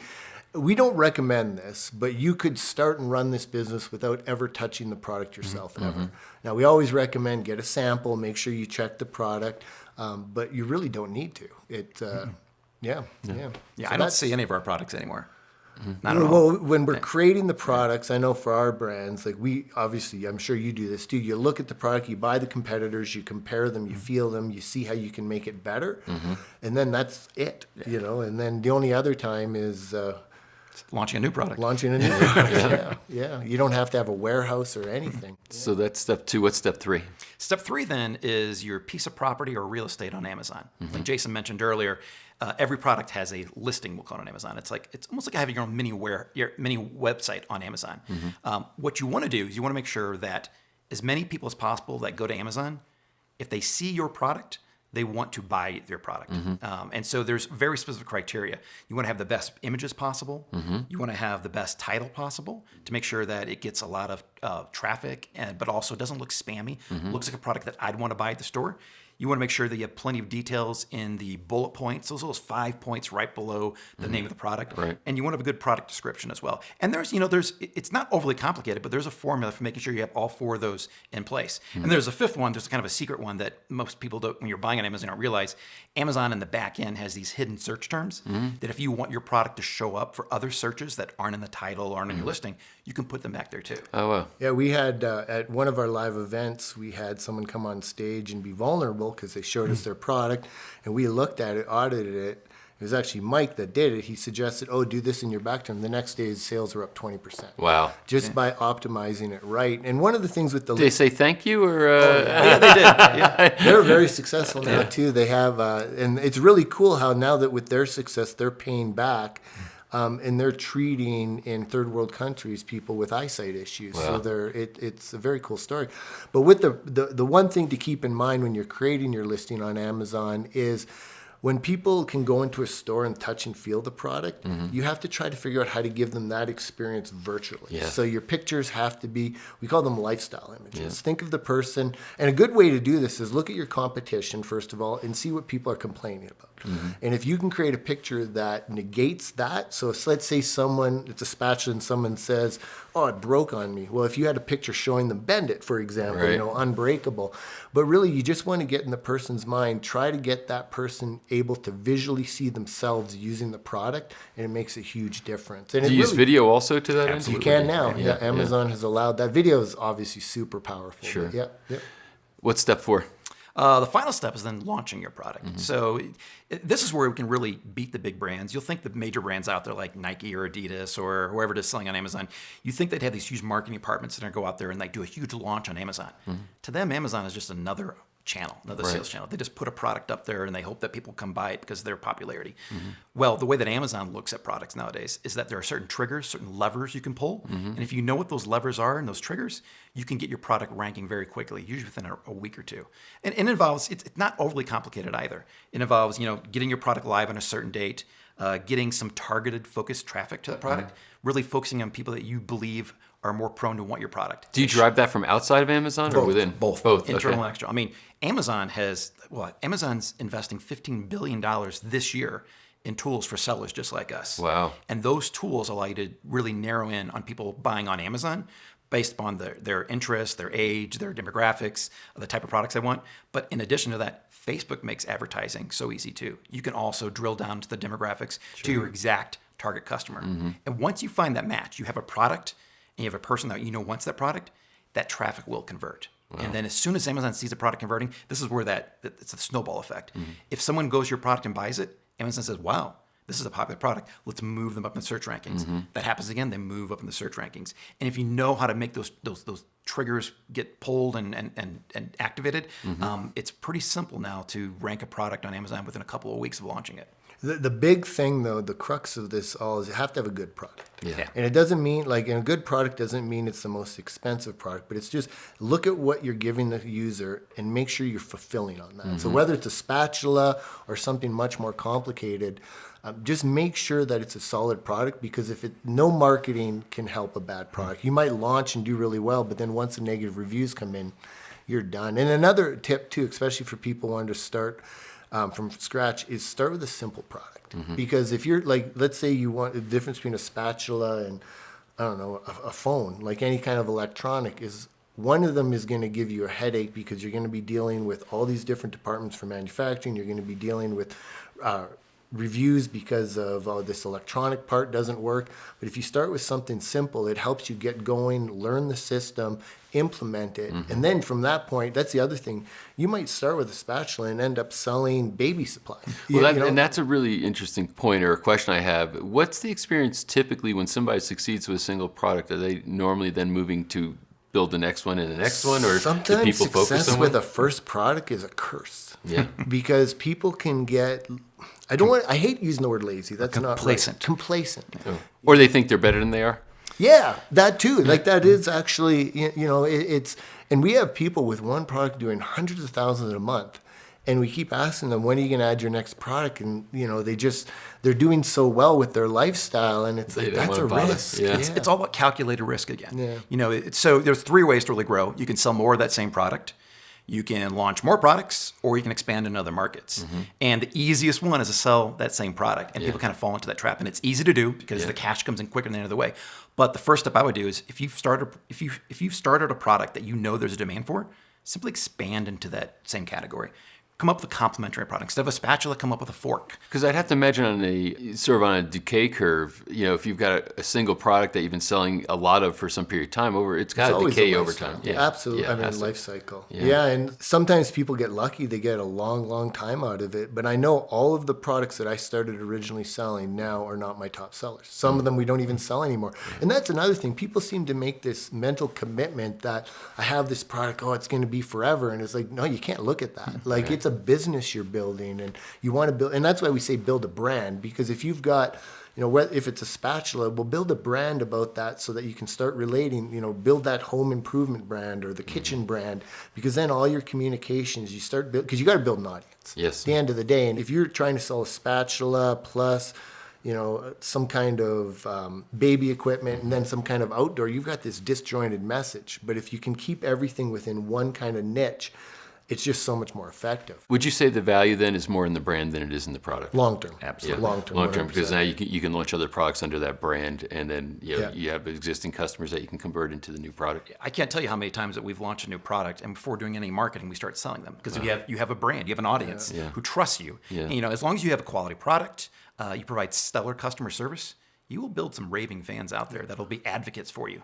I have people who respond to a negative review that are customers of mine even before I get a chance to, because they want to say, hey, have you contacted the company? Did you tell them about your problem? Did you give them a chance to take care of it? 9 times out of 10, they haven't. Yeah. And it's nice to see advocates. You build up that camaraderie with your own customers. That's awesome. Yeah. So as we're having this conversation, in my own mind, I'm sitting here thinking, I could think of 3, 4, 5 different things that this could be kind of fun. And incidentally, this sounds like fun to me. Sometimes I hear things that sounds like work, and of course, effort and work is involved in anything that's going to be successful. But this sounds like kind of fun too. Like I'm getting tickled by some, I wonder if this would work. I wonder if that would work. Different products, different passions, what have you.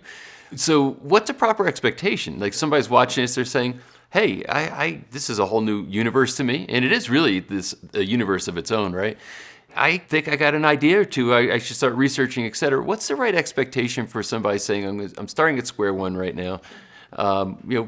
What should I expect as far as outcomes? Of course, you've talked about some pretty extreme examples of successful people, but let's talk typical. So I mentioned 6 months, and that's kind of how we design the course. The idea is, now you get lifetime access to it, always upgrades, but the course is delivered over 8 weeks. But we realize in 8 weeks, you probably don't even have your product in inventory yet, because the first few weeks is all about finding your product, and then once you order your product, depending on where you get it from, if you get it domestic, within the United States, for example, you could have it in a week. But if you get it from China, sometimes the lead time, depending on the time of year, you could be up to 8 weeks. It could be a couple of months.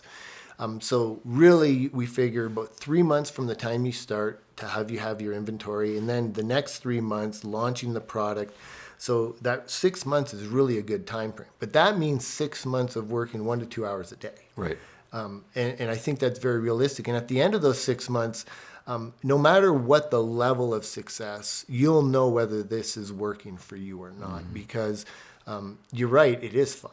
And it in a way, it's kind of like the stock market in a way, because you're watching these graphs and you're buying and selling stuff, and just watching how it improves, and it's all the science, the analytics behind it. Really interesting. Yep. So yeah, I can't tell you how many times that, like, on the weekends when I get together with family and friends, I'm talking about this business. It's addictive. It really is. And we talk about it all the time. We do a lot of training, but we still talk about products and ideas and new launch strategies. We're always thinking of something new to help out people to get better results. And then we spend a lot of our own money and time testing things out. We've wasted a lot of money testing things out, but there's a reason invest for it. in a lot. Yeah, I was going to Invest say, we call it tuition. Now someone want to realize, like, after 6 months, what can they expect, like, financially? The way that we try to narrow in and give people advice on where to, like, start with a product. Don't go for a product that's going to make $1 million a month. Don't go for a product that's going to make you $10 a month. You want something very reasonable and realistic and achievable. So we target products that should get you anywhere from $10,000 to $25,000 in revenue a month. What's a typical margin on that revenue? 25%. Okay, so that's great. Yeah, we don't want you going any lower than 25%, because then you've got marketing costs and things, and you want to be able to put money in your pocket. And the other important thing on that too is we recommend give it a full year, and if you're working already, make your plan to work the whole year. Because what you want to do initially when you sell is reinvest 100% everything back into it. Because you want to, you're going to, once it takes off, it's going to take off. You're going to run out of inventory. You're going to be panicking, all these kind of things, but it's like, settle down. That's part of the process. But the thing is, if you're trying to spend all your profit right away, you're not going to be able to reinvest and grow. So that's one thing to keep in mind. But I'd say that's pretty reasonable. And the biggest successes we've seen are those people who've taken their profits, they realize the potential this business has, and they put it right back into more inventory. They do that a couple times around, and then they put it into a new product.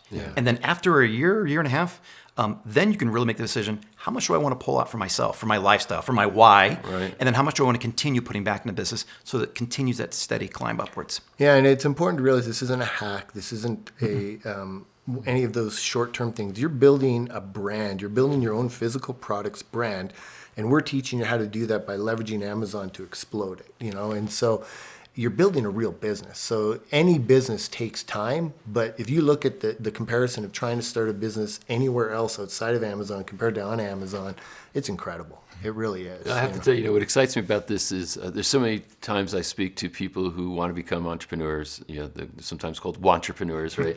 They'll take some training, they'll learn some things, but there's not really a good path for them to leverage things, tools, Amazon environments, what have you, where they have the money, the investment that they can make to get something moving, or at least test something to see if it's even viable. So what excites me about this is, like, sure, if I want to open up XYZ franchise, you got $1.5 million, $2 million, and you can get approved for it, et cetera. You can go and get your franchise, and it's a pretty good turnkey business model, et cetera. But in this case, it's like, I don't need, I just need a little bit of capital and some time to get this started to see if I can throw my hat in this ring and get it going. And a huge component that we're seeing exploding right now is selling businesses. So the Amazon, there are so many people looking to buy Amazon businesses that we're having, 4 or 5 time multiples easy of people who are getting, high 8-figure buyouts of a business that they started on $1,000 because they've created this only brand. a year or two ago. Yeah, and they're only selling on Amazon. Well, see, now that's even more fascinating then, because, and I think a huge benefit, because it's one thing to say, hey, I'm able to build a cash flow business, means I get to make some money over time that I can pull out of it. But if you're saying that you're also building an asset that's saleable, that's extraordinarily attractive, especially because if you got some good history and financials, you can get good multiples on a business like that. Yeah. And so what I'm doing right now personally with my physical products brand, I don't take any money out of it. I focus it all 100% back in, because my plan is in 3 to 5 years, I want to sell it for a cash out so that it helps me my next phase of life. So, right. And that's maybe I'll call it a real business versus a lifestyle business. Correct. And there's nothing wrong with either. It's not, lifestyle businesses aren't bad, but if you're really looking to be a business builder, then on the tax side, I guess you're paying capital gains on that as compared to regular income when you make that transaction. So there's a whole bunch of benefits to that. The great thing about this too is you don't have to make the decision right away. Right. You don't have to go in wanting either cash flow or lifestyle or a combination of both. You can decide that as you get into the business. We do know a lot of people who want the lifestyle business. Right. They're okay making an extra couple $1,000s a month in pure income, so they can travel, they can pay their house payments, they can get an extra car. And in order to maintain that type of lifestyle business, you can keep going just on a couple hours a week. Wow. And once you have your product up and selling, it's really just keeping track of customer questions and making sure inventory is in stock. If you want to grow it and turn it into a brand that you want to sell as an asset, Yeah, you have to put more time into it. Yeah. It's a real business. Yeah. That's what I love about it. It's a real business. You can have both components. And I just one caveat I want to add there. So, for example, right now I work 90 minutes a week on my Amazon business. That's it, because I have employees. Now, you can't do that. I don't want someone listening to say, oh, I can work just a couple hours a week. Well, no. You'll get to that point. When you start, you have to invest the time. You have to get things in place. You have to then get the employees involved. But then it gets to a point, you're right, that's all you have to do is a couple hours a week.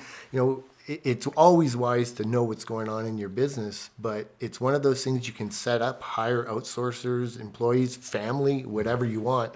It's very doable. That's awesome. You guys have a new book that you've written on this subject. And just for bragging purposes, thank you for your generosity, because we're able to offer this as a bonus for You're people welcome. who invest in Money Revealed. So we're excited to offer this, but I'd like you to tell them about the book rather than me. Sure. This is the first time we've actually done this. We've created a book that, it talks a lot about what we talked about today, the basic training, how to start your own Amazon business, but it goes into much more detail.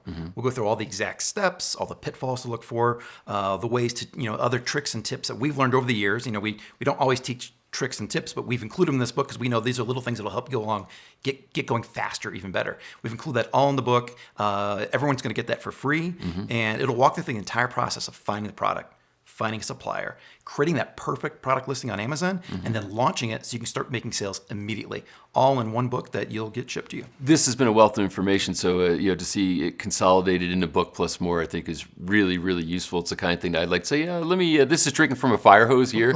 Let me slow down and kind of read the book in increments over time. So thank you very much for offering this to the Money Revealed audience. I know they'll greatly appreciate it. You're welcome. Well, I have to say this has been a really great peek into a universe of real potential for people that maybe don't have other paths open to them. So your enthusiasm is palpable. So I appreciate you coming here and sharing it so openly. So thank you very much for this time. You're Thank welcome. you. It was a pleasure to be here.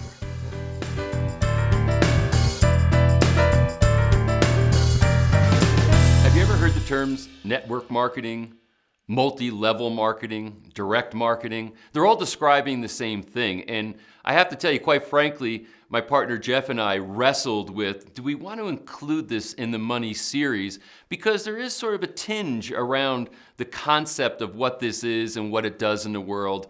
And once we had met Justin Harrison, the next interview you're going to see, it completely enlightened us in very exciting ways about what the possibilities are in this world that's known as today direct marketing. There's a lot to learn here. I'm very excited about the possibilities that it holds for millions and millions of people around the world, and I believe it can hold some possibilities for you too. So enjoy my interview with Justin Harrison. So Justin, thanks for sitting with us. I'm really looking forward to this conversation. You're welcome. Me too. So what's your story? How did you get involved in what you're doing today? So as a college student, way back in, early 90s, attending Utah State University up in northern Utah. And like most college students, we are living on mac and cheese and spaghetti and ramen noodles and, the cheapest things you can possibly buy to subsist, right? And so I answered an ad. Of course, I didn't have a job at the time, and answered an ad in the newspaper and went in for a job interview. I thought it was a job interview, and it was of sorts, but it was a whole different concept for me, and it was the concept of leveraging your income not just on you, 100% of you, but on small percent of hundreds or thousands of other people. And that was my introduction to direct sales, right? I had no clue. I like to tell people I was a networking virgin. I had no idea at all what it was about or how it worked. And the monikers are direct sales, multi-level marketing, and Network marketing. Kind of all the same thing, animal, right? And so that was my introduction, and then started to work with that company. And that was, a few decades ago now. So did you think when you showed up for that interview that this was going to be a multi-decade career? No. Oh, no. Again, I was just looking for some way to eat something better than mac and cheese. I guess it worked. Are you did. You're It eating did. better mac and cheese? Yes, yeah. Still love mac and cheese, though. It's fine. And my kids love it. So That conversation's a different special. that's right. Different story. Different story. So what were your activities? You went in, you went for this interview, which I guess was their basic introduction to recruit you. Sure. And what type of product was it, and what did you do? Well, back then, and this company is not here anymore, right? It's not around, and there's a story there if we want to go into it. But at that time, it was primarily nutritionals, water filtration, that type of thing.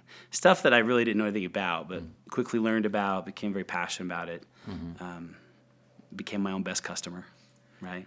And how key is that? Is that you're passionate about whatever the product is that you might be doing in a network marketing standpoint? It's critical. It's the first step. Right. You know, the very, very first step that we teach is that you have to be your own best customer because people can tell.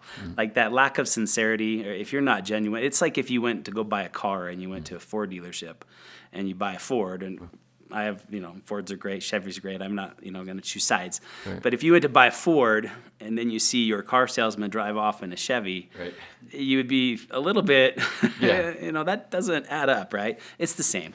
You have to be your own best product consumer of your product just to represent the brand and really believe it. Now, so you did this while you were in college? I did. Did you finish college? I didn't. Wow, because this went so well? Yes. I didn't. I continued for a while, and then I eventually dropped out to just pursue this full time because it was taking everything I had. Wow. And just going. So what were your activities in the beginning? So you show up, they say, hey, we got these very nutritional and health related products, water filters. You became passionate about it. You liked the story, obviously, that you heard. So what did you do? How did you build this business to a point where you felt comfortable leaving college? So it's all word of mouth, right? That's the great thing about direct sales. Like you don't see the billboards and the commercials and all of that millions of dollars put into advertising traditionally, right? Which still goes on. It's all word of mouth. So it was just networking. Who knows who. And of course, the majority of the people say no, which is totally fine because it's not for everyone. We're not looking for everyone. But when you do get those yeses, and they fall in love with the product. The great thing about someone becoming a product evangelist is what I like to call it. Like they just love it. Right. Is they share naturally. So if you love, here we are making a movie, right? If you go see a movie, pick one of your last favorite movies that you've went and seen, you tell everybody, oh, it was so good. You got to go see this. It was amazing. The acting, the storyline, it was amazing. Well, you're not getting paid for that directly, right? The studio is, the actors are, they're all getting compensated, but you're out promoting it for free because it was so good. And it works the other way too. If we go to a bad restaurant and the food's terrible, we tell everybody, oh, don't go there. Right. Don't eat there. No, it's not worth the money. Don't go. So it works in reverse also. But it's word of mouth is the most powerful form of advertising that there is. And now with social media, because that is word of mouth, right? That message can even reach so much further than before. So you then started word of mouth talking to people saying, hey, this stuff is great, et cetera. And how long did it take before you started realizing some income? It was a while. It was probably a good year, before it really started to So you had to be passionate. If you're doing something for a year, you're not really making any money at it, right? Yeah. Yeah, you do. You have to really have that vision of where it's going to go. And you surround yourself with people that have done it, and coaches that have done it, trainers that have been successful in doing it. So it's helpful. So once you've done that, and now a year goes by, what clicked? What started what got the flywheel spinning? When you start to see the team members you're working with, the other people, and they're pursuing their goal, that's when the magic starts to kick in, right? It's like no longer about you. Now the focus is on them and helping them be successful because you can't be without them, right? And that is where the flywheel starts to run. No, so I think when you're using the term team members, you're talking about other people that are recruited under you who are in the system and you're selling the same products.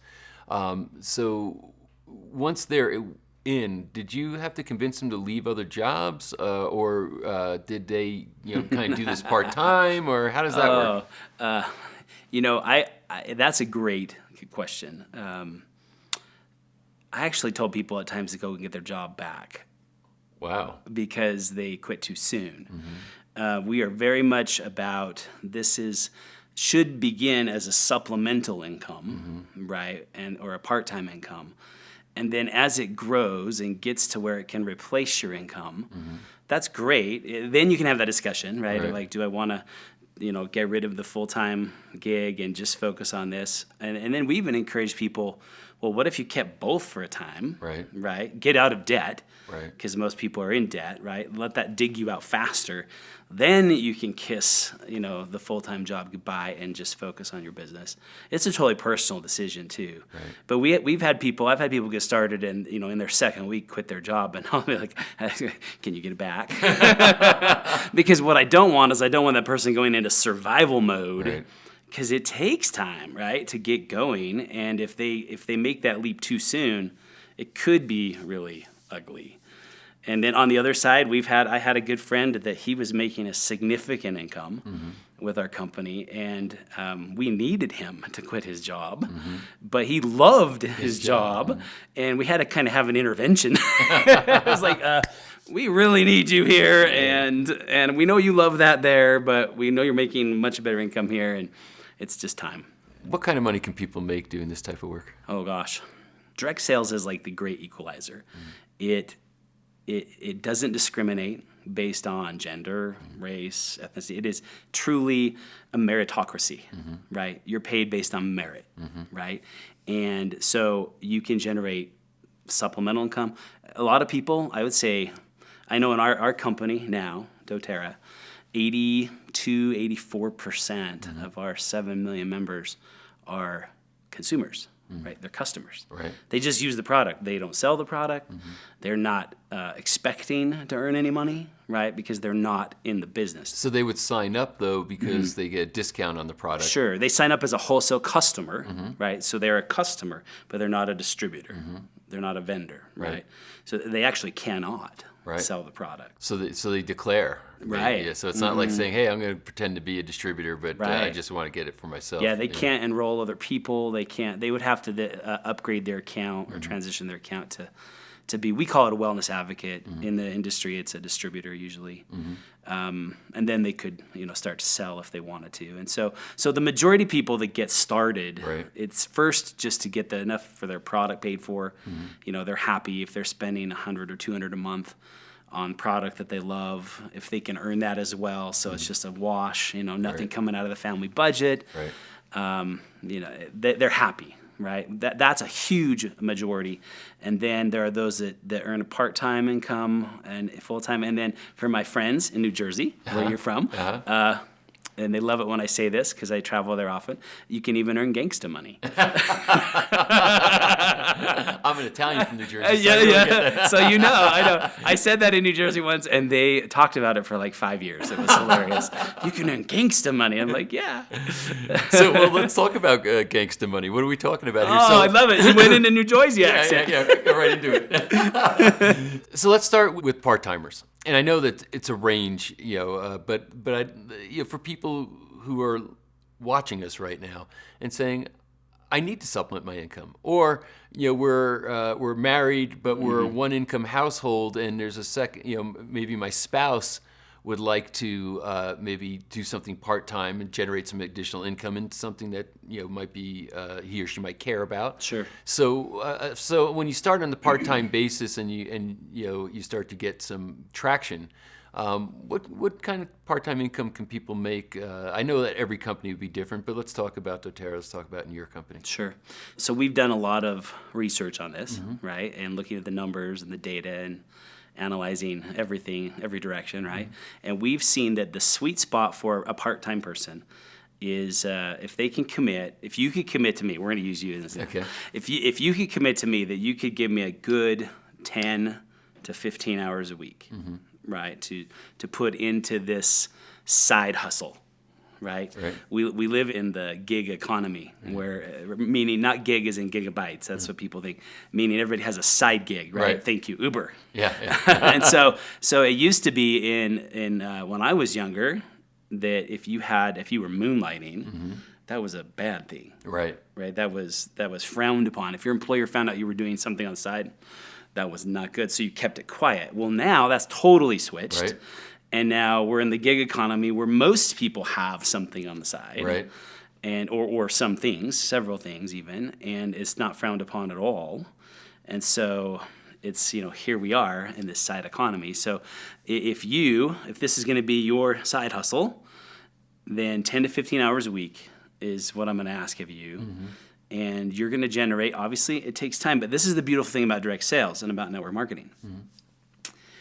As you invest and as the team grows, it becomes a residual. Mm-hmm. And so if you're going to put in 10 to 15 hours a week and a year from now you're earning a residual of $500 a month mm-hmm. or $700 or whatever it is, that continues to come in. Even if, say, next month something happens, you got to go take care of your mom, for the month or whatever it is, that still comes in, mm-hmm. even though you may not have been as involved that month as you were prior. Right, and so that's what got me. That was a concept that got me in the very, very beginning. Mm-hmm. Was that earning a small amount off the efforts of many versus 100% of just me. Right. Because where I live now, my neighbors are all surgeons and doctors and phenomenal people. I love them. But my neighbor, if he doesn't do surgery today, mm-hmm. he doesn't get paid. Right. Right, he's got to be anxiously engaged, and he's paid well. Don't get me wrong, but he's got to be in the surgery room, doing his doctorly duties. And so I don't have to be at the office that day or at work that day to still get paid. It's interesting as you use that as an example is the surgeon still had to invest many, many years of not getting paid in order to be able to do that first surgery. Sure. And in this particular situation, whether it's side hustle or full-time, you got to invest a good amount of time before you start getting paid. But that's an investment of time to build something. But the difference is, as you said, once that's kind of built up, it's sort of this recurring revenue as compared to transactional every time you do something. Right, and it's kind of like on-the-job training. Like you're going to learn. There's it is not. We have this saying that if you're ever through learning, you're through. Right. Right, because I've been working in this profession for 20-some years, 22 years, 24 years, something like that. And with doTERRA full-time for the last 10 years since it started. And I'm still learning, right? I'm still learning and investing in myself and in my team members and my people. And we as a community are what moves it all forward. So getting back then to the income potential for somebody who's doing this part-time, say 15 hours a week. What are the ranges there? So somebody say, I'm trying to size something up. I'm looking. I'd like to set up something, at least start on the side. Maybe I'd go full time at some point. But they'd want to be able to gauge, is this something that's practical for me? Yeah. So the ranges are going to be anywhere from a few $100s to a few $1,000s per month. Just depending per month. Yeah. Just depending on the size of the team that's built, right? The number of customers that are there that are purchasing. Size does matter when it comes to direct sales, because oftentimes we'll have someone achieve a new title or a new rank, and maybe two people achieve the same title. But if one of them has a team that's doing 100,000 in sales and the other one has a team that's doing $500,000 in sales, well, guess who's going to get paid more? Right. It's obvious, right? Meritocracy. Right. Yeah. Even though they're the same title and the same position, this person has a much larger organization, so they're going to have a bigger check, right? Bigger income. And then full-time, if somebody said, okay, I'm doing this full-time, there's people, I guess, on the very top end of the scale that have seven-figure incomes. Oh, yeah. We have, there's this magical number, and I've guilty. When we first got started in doTERRA, my wife and I had this idea in my head that if I could just make $10,000 a month, okay, $10,000 a month. And as I've observed in society, that is a magical number for most people in their minds because they're accustomed to making 2 or 3 or maybe 4, 5. Most people aren't getting above that.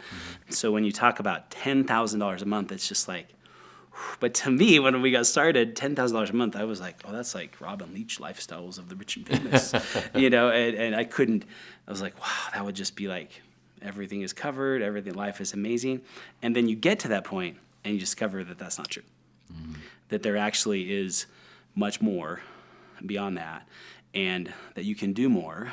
And money is not the root of all evil, right? Actually, money is a magnifier of character, right? It's a magnifier of character. It makes you more of who you are. So if you're a good, kind, giving, loving person before, you're going to be more of that, right? If you're a negative, sorry, bottom dweller, you might be more of that, right? And so it just magnifies your character. But when we take these people and we get them to that 10 ground level, it is life-changing. Yeah. I mean, it truly is. But then their vision opens. What does 20 look like? What does 50 look like? What does 100 look like? And beyond, right? And beyond that. So it's pretty incredible. That is fascinating, because I think, one of the things I find really interesting or attractive about direct sales and a meritocracy, as you describe it, is that there's no cap. It's not like, cap. there's not like somebody say, oh, you've reached the pinnacle and this is as good as it gets. You can always have ambition and go further. Yeah, there's no cap. And that's one of the things I think is really interesting. So if you were to look at network marketing compared to other forms of careers that somebody might engage in, what would you say that the main characteristics are in this career as compared to others? Well, speaking of entrepreneurship, right? Because you are an entrepreneur if you're doing this. Right. The startup costs are very low, right? Very, very low. Generally, most companies charge some kind of membership fee to get started. Ours is $35, and that lets you get going. So, right? instead of I want to become a franchise owner, you need a lot of money to do that. Right. I want to do real estate. Well, you need some capital to invest. Right. But here, it's sweat equity that you have to put in, I guess, to get started. Right. Yeah. So that's I mean, really, bare minimum to me, you pay your membership fee, whatever that is. You do need to have some personal experience with the product. That doesn't mean you buy a garage full of product. Right. Absolutely not. Get some for you, for your family. Right. Whether that's $50 or $100 or a few hundred, whatever it is, whatever works, just so you can have, because again, you can't go out without that belief in the product yourself, right? Or people can just tell. Right. And so the startup costs are very, very low. The time commitment generally, most traditional businesses, brick and mortar, you're not going to see any kind of profit for years. Right. Right. It's all back in, all back in, all back in. You do reinvest in this business as well, but the return is so much faster. Where's the reinvestment come? Typically, you'll have travel. You're going to go out and meet with people, and you can do a lot of this online now, which is great with things like Zoom and Skype and all that stuff. But you will have some travel. You're going to have some typical business expenses. You also have the benefit of being a home-based business, right? So you get all the tax benefits there.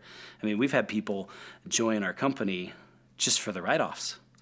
Right? I want to write off my home office. I want to write off my cell phone bill. I'm going to write off because they're now in a home-based business, right? And I'm not an accountant. Talk to yours, right, about how that works.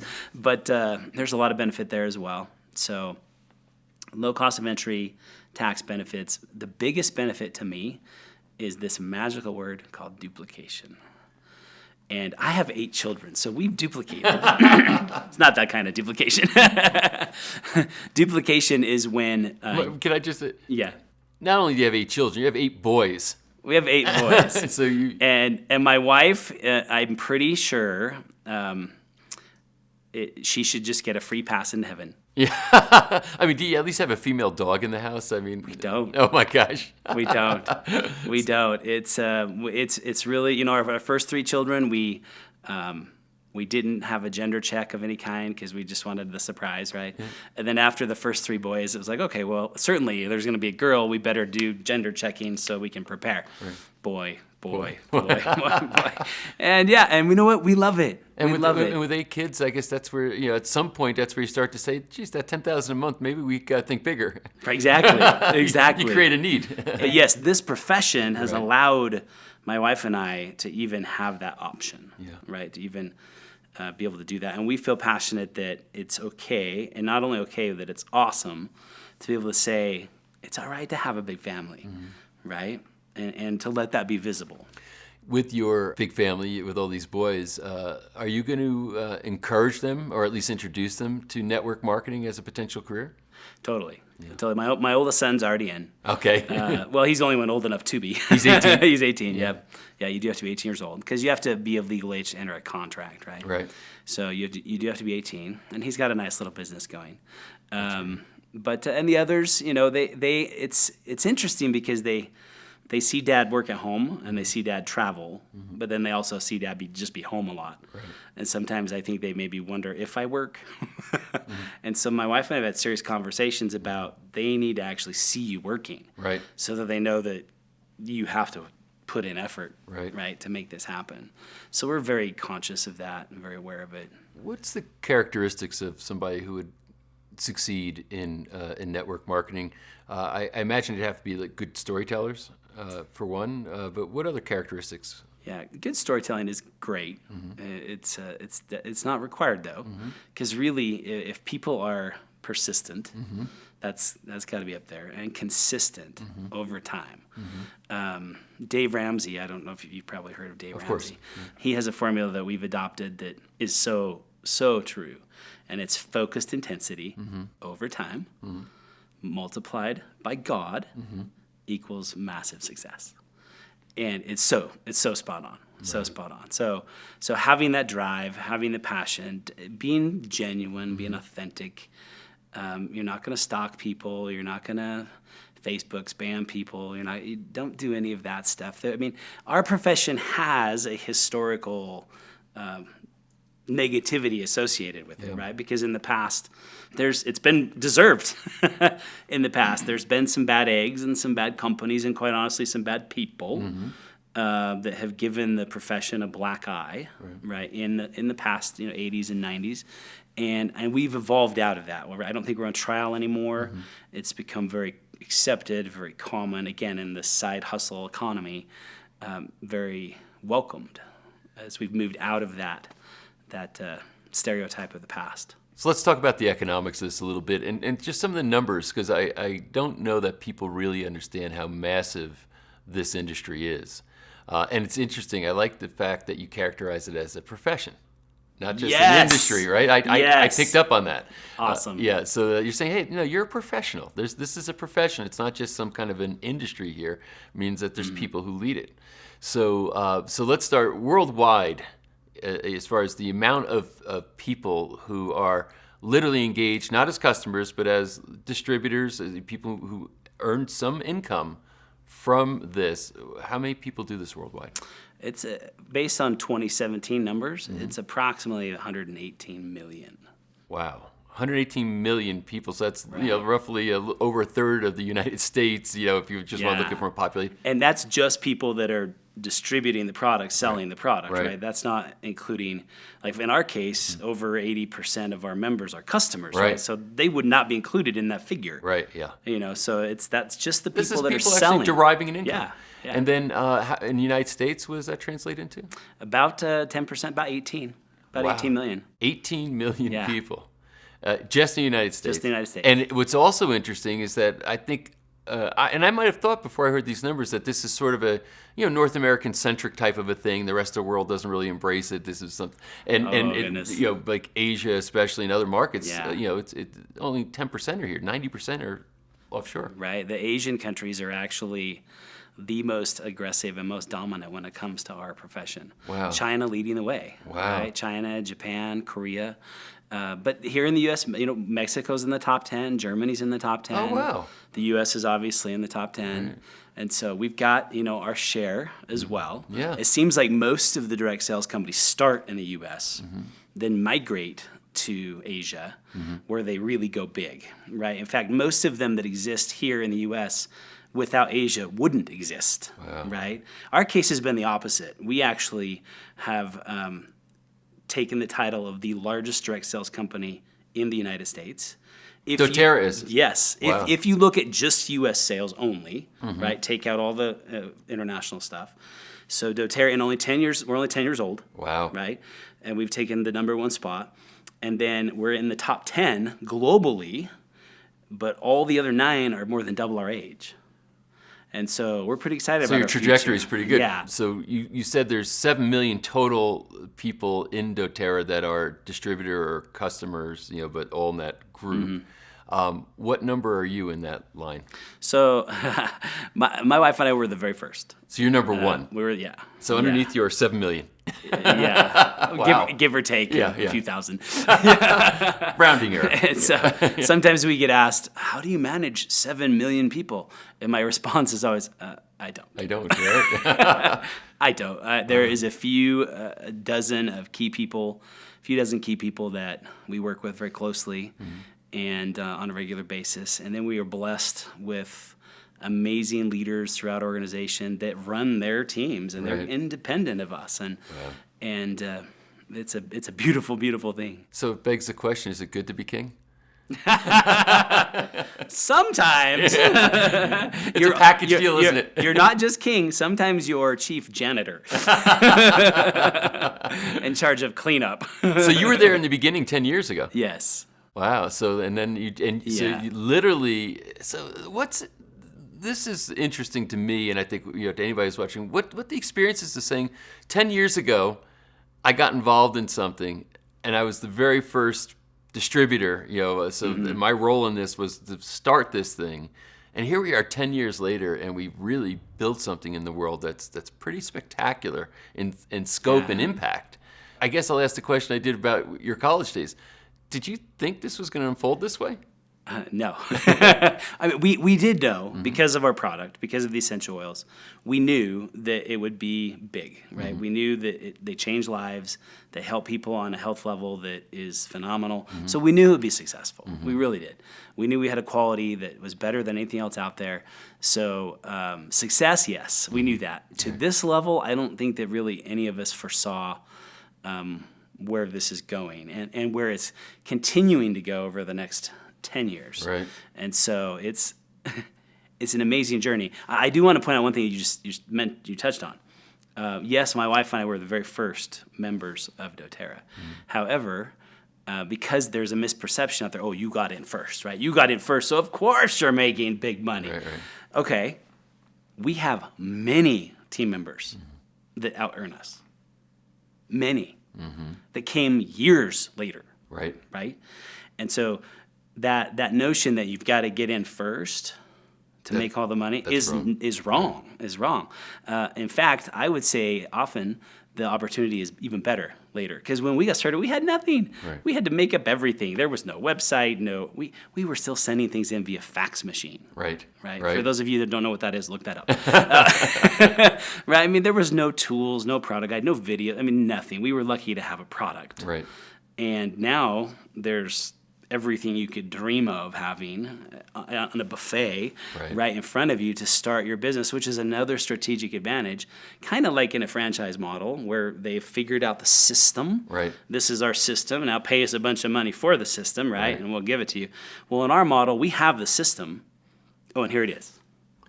Right. And that's a huge distinction, is that rather than trying to be entrepreneurial and start something from scratch on your own, which is pretty high risk and pretty tough and usually requires a lot of investment, it's saying, hey, this has all been figured out, and the buy-in is very, very low, and but you have a system that you can build off, that you can leverage off of, and that's kind of the hybrid, because you're in your own business, right?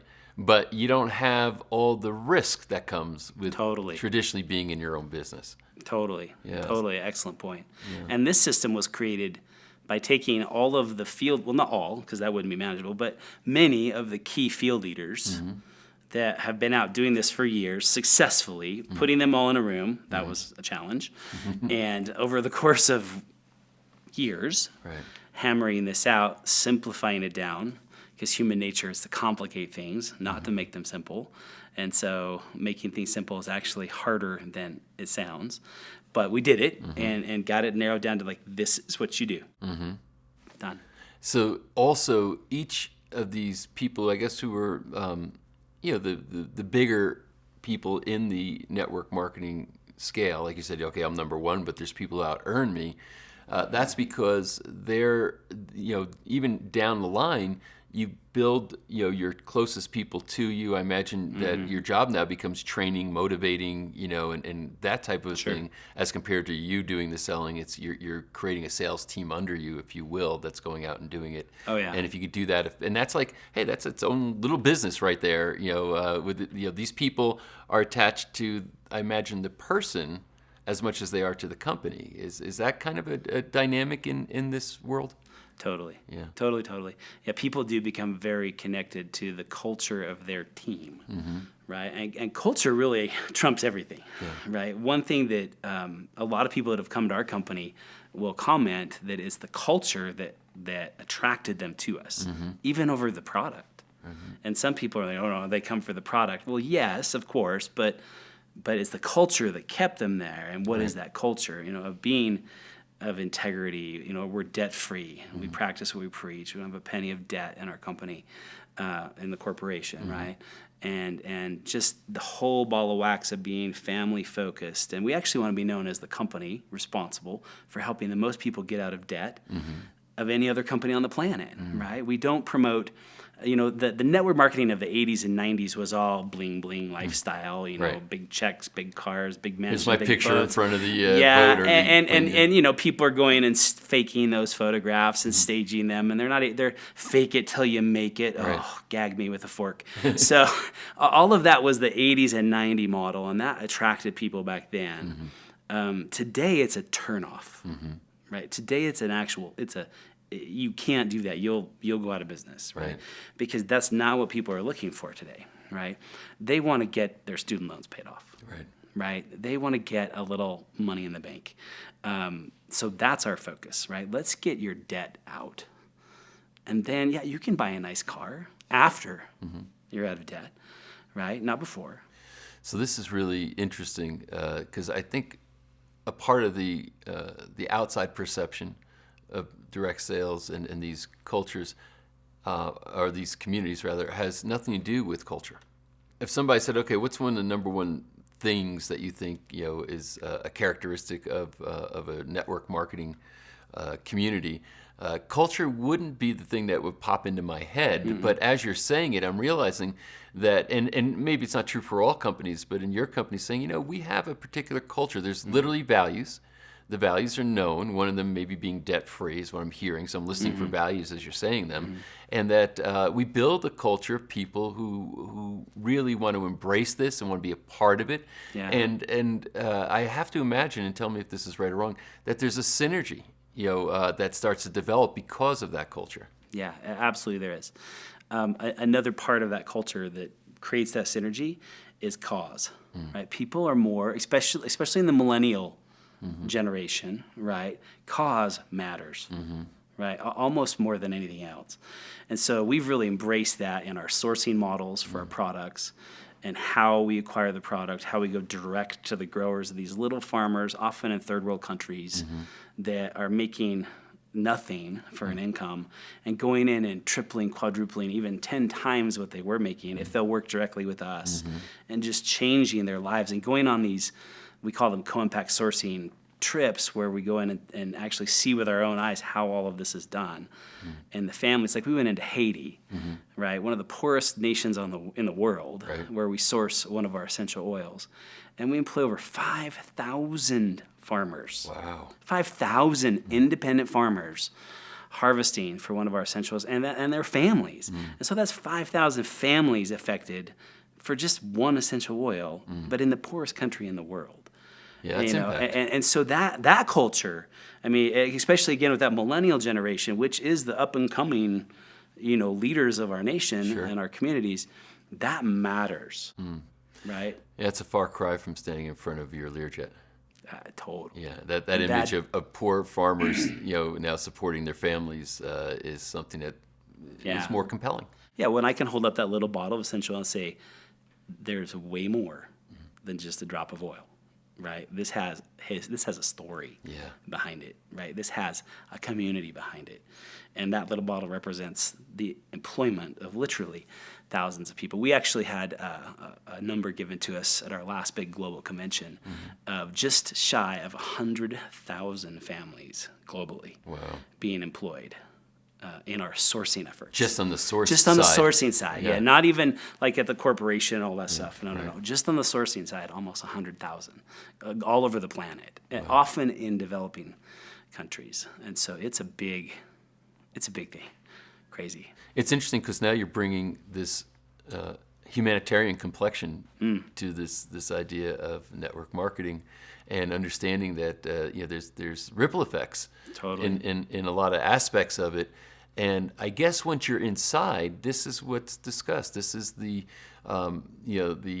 attractive factors for people to say, I think I could find some purpose in this and feel good about it. Not just it goes well beyond side hustle, right? It goes into now saying, maybe there's a spiritual component to this that can enrich my life. It's so true. Our health, to me, you can divide up your health into 5 areas. Mm-hmm. You have physical, obviously, right? Emotional, financial, mental, spiritual. Yeah. And all of those, if any one of them are out, right, and any one of them easily can be, then it affects the whole, right? And so really identifying all of those and being aware, that's the first thing, and being healthy in all of them. And the financial one is where so many people get tripped up, right? Because it's hard to be spiritual. Yeah. When you're drowning in debt even. It's hard to have positive emotional outlook when you can't pay your rent. Right. It's just there's so many of these things. So if we can remove that component and then focus on a culture of healing, all of those areas, and going in and changing people's lives with what we're offering them, it's an amazing journey. So this is fascinating because before we sat down, this was not at all the conversation I thought we'd be having, which is what makes this great. You wanted to talk about houses and cars and boats? No. I didn't know exactly where we'd go. That's kind of the magic of this is that there's a lot of preconceived notions, obviously not just around network marketing, but around all types of things. Whether anything that has to do with money. There's always this sort of baggage that comes along with it, and it comes a lot of times through episodes like you said. Hey, there was the dark ages of network marketing, in the 80s and 90s, totally. Right? And those things sort of linger, and now I'm sitting there saying, wow, this is sort of this really enlightened view of how human beings can exist, how they can earn a living, how they can be enriched in multiple dimensions of their experience, not one, and that's what makes it work great. Totally. It's amazing how this all can unfold. It absolutely is. It's really exciting because we're just, we're only going to grow as a profession, and I appreciate that you picked up on that word choice because that's a conscious decision that we and leaders in our profession, not just our company, but many, many companies have consciously made the effort to change the terminology from industry to profession. Right. So because then you will act professional. Yes. And we are. And we want that image and that is so I appreciate that. That's been very rewarding for me. Anybody who wants to be an entrepreneur that doesn't come from a wealthy family, or maybe they come from a wealthy family but their family's not funding them. But they're typically there's a risk involved, and what do we all know? We know that the odds of success are very low, but entrepreneurs don't agree with those odds or don't believe in them. They see something that they want to do, and they go after it. That's what makes them entrepreneurs. But there's maybe a strategy that says, I should build some kind of a residual income that is kind of steady so that this can support me or my basic lifestyle while I go take a risk on something else. Do you find those kinds of people coming into network marketing? Totally. Yeah. Entrepreneurs are people who work 80 hours a week for themselves before they'll work 40 hours a week for someone else. Right? That's my definition of an entrepreneur. That's a great I never heard it before, and I love that definition. Because we will, right? Yeah. We will kill ourselves working for ourselves before I will have to go and work for someone else because that's just in our genes. And actually, so in the book, Why Smart People Can Be So Stupid. I love that. I've never heard the book, but I love the title. I know. It's a great title, right? There is a quote, or there's a study in there that they talk about how in Western civilization, Western society, that we are only 50% of the population is cognitively hardwired to be an entrepreneur. So only half of us. Right. And the other half of us were just not programmed that way. Right. And so we have to be mindful of that as we're out working with entrepreneurs, because I might be talking with someone that is just employee mindset. Right. And they're not going to do anything unless you tell them what to do, unless you play that, boss role and give them. And so we are looking for the entrepreneurs that will take it and run. And coming back to your question, if you'll build a residual income, something that keeps coming and keeps coming and keeps coming, because you're offering a product that people reorder. Right. We're blessed because we have an over 70% retention rate. Wow. Which no one else has in our profession that I'm aware of. The norm in our profession is 20%.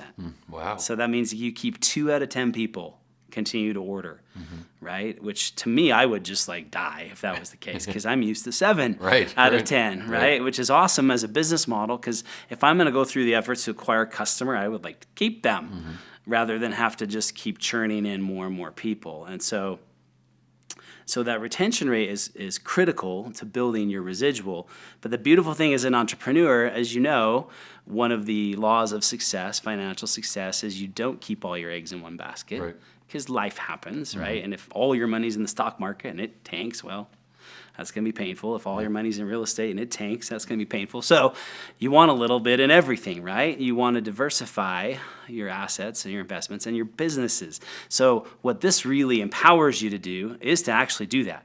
So you have your residual coming in. Imagine if you had a $10,000 or $20,000 a month residual coming that just took care of you, right? The bills are all paid, family's fed, house, all that stuff. Everything's good. And then you have your dream of opening a bagel shop or whatever, right? Whatever it is that moves you. And you can do that not because you have to, but just because you love it, right? Because you want to. Because everything else, you don't have to worry about it, right? Yeah. So that makes sense. And this is really a good vehicle to be able to do that. It's saying, hey, this is a plan and this is one way I can make that happen. Yeah. Yeah, I highly recommend it. Obviously. I certainly hope so. Piggybacking on that. Okay, so now you got my attention. How do I select a direct sales company to want to go work for? What are the things to look for? What are maybe the things to avoid, or some things that you say, hey, that's a kind of a yellow flag or a red flag that should keep me out of there. Sure. Obviously, you're going to have a bias, that's saying Terra is the greatest thing out there.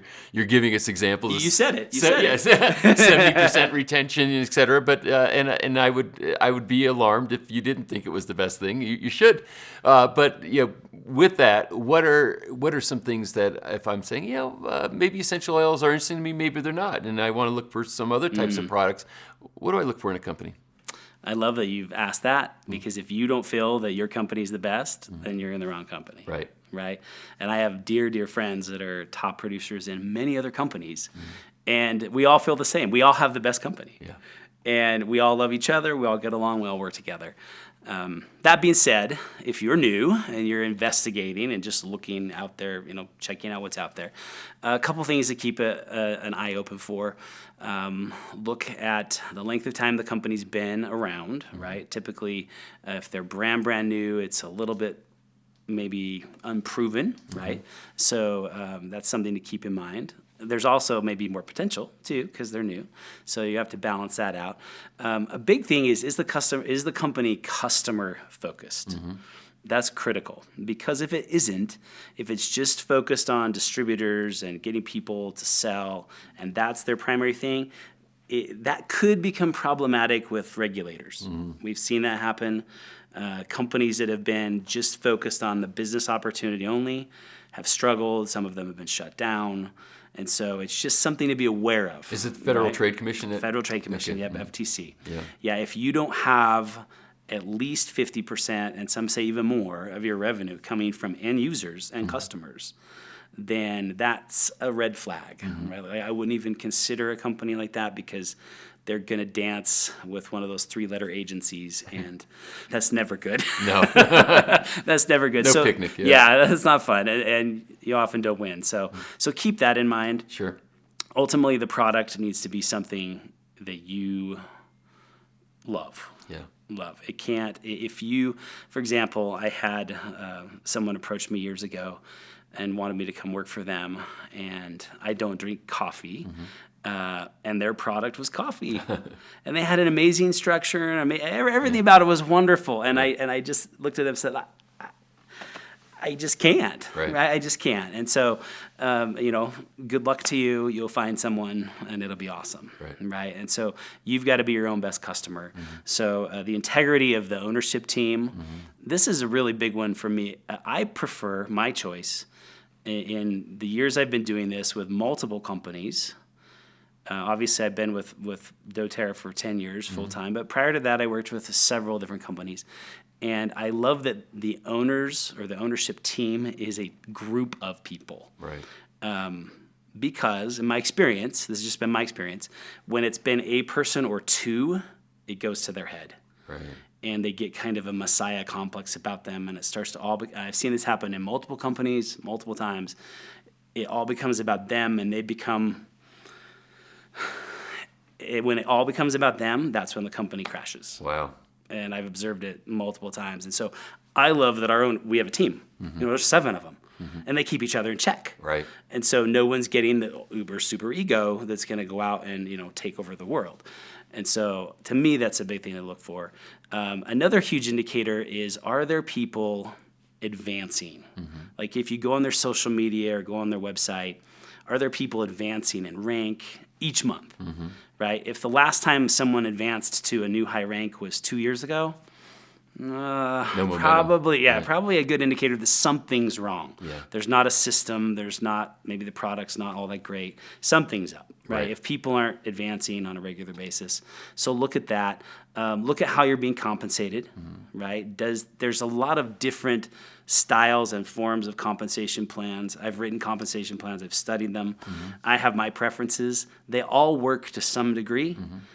Some of them favor the corporation more.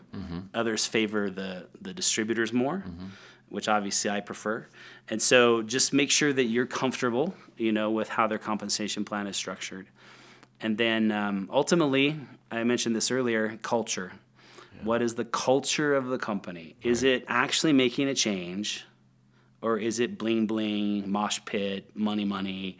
I've had people not join my company because we were not hypey. Yeah. And they wanted the hype. But they wouldn't be a cultural fit for you. They wouldn't be a cultural, and so ultimately they probably wouldn't stay anyway, right? Because they wanted, but they didn't actually come because they wanted. I call them the gold chainers. They wanted that. Yeah. Right. And I'm like, well, that's not who we are. So we're probably not a good fit for you. Right. On the other hand, I've had gold chainers come thinking that they would change us. And we changed them, right? And they actually adapted, and kind of evolved into our culture. And so, but culture trumps all. So if the culture of the company is what you really connect with on a heart level, then I think you found a good home. I can tell that was a list of some very informed considerations. So we know you've been around the block once or twice, but that's a great list for people to check off boxes as they're trying to make a decision here, because it's an important decision. The last thing you want to do is put a bunch of months or years into something and find out it wasn't the right thing. Right. Yeah. So been there. Yeah. Oh, you've been to that party. Been there, done that party. Yep. Yeah. Okay. All right. So good. I think you might have just saved a lot of people a lot of headache and heartache. So that's great. Learn from our mistakes. Yes. Well, listen, this has been a very stimulating conversation, Justin. So thank you so much for sharing your wisdom, and I wish you continued and ever-expanding success. Awesome. Thank you, sir. To see the next episode in the Money Revealed series, check the video right there next to me. I think you'll love it. Continue to believe, and I'll see you there. I had been in sales for a number of years after the military, and then I did a real estate deal and never looked back. I've actually moved into multifamily properties. It's a fantastic game to play if you just get in and learn it.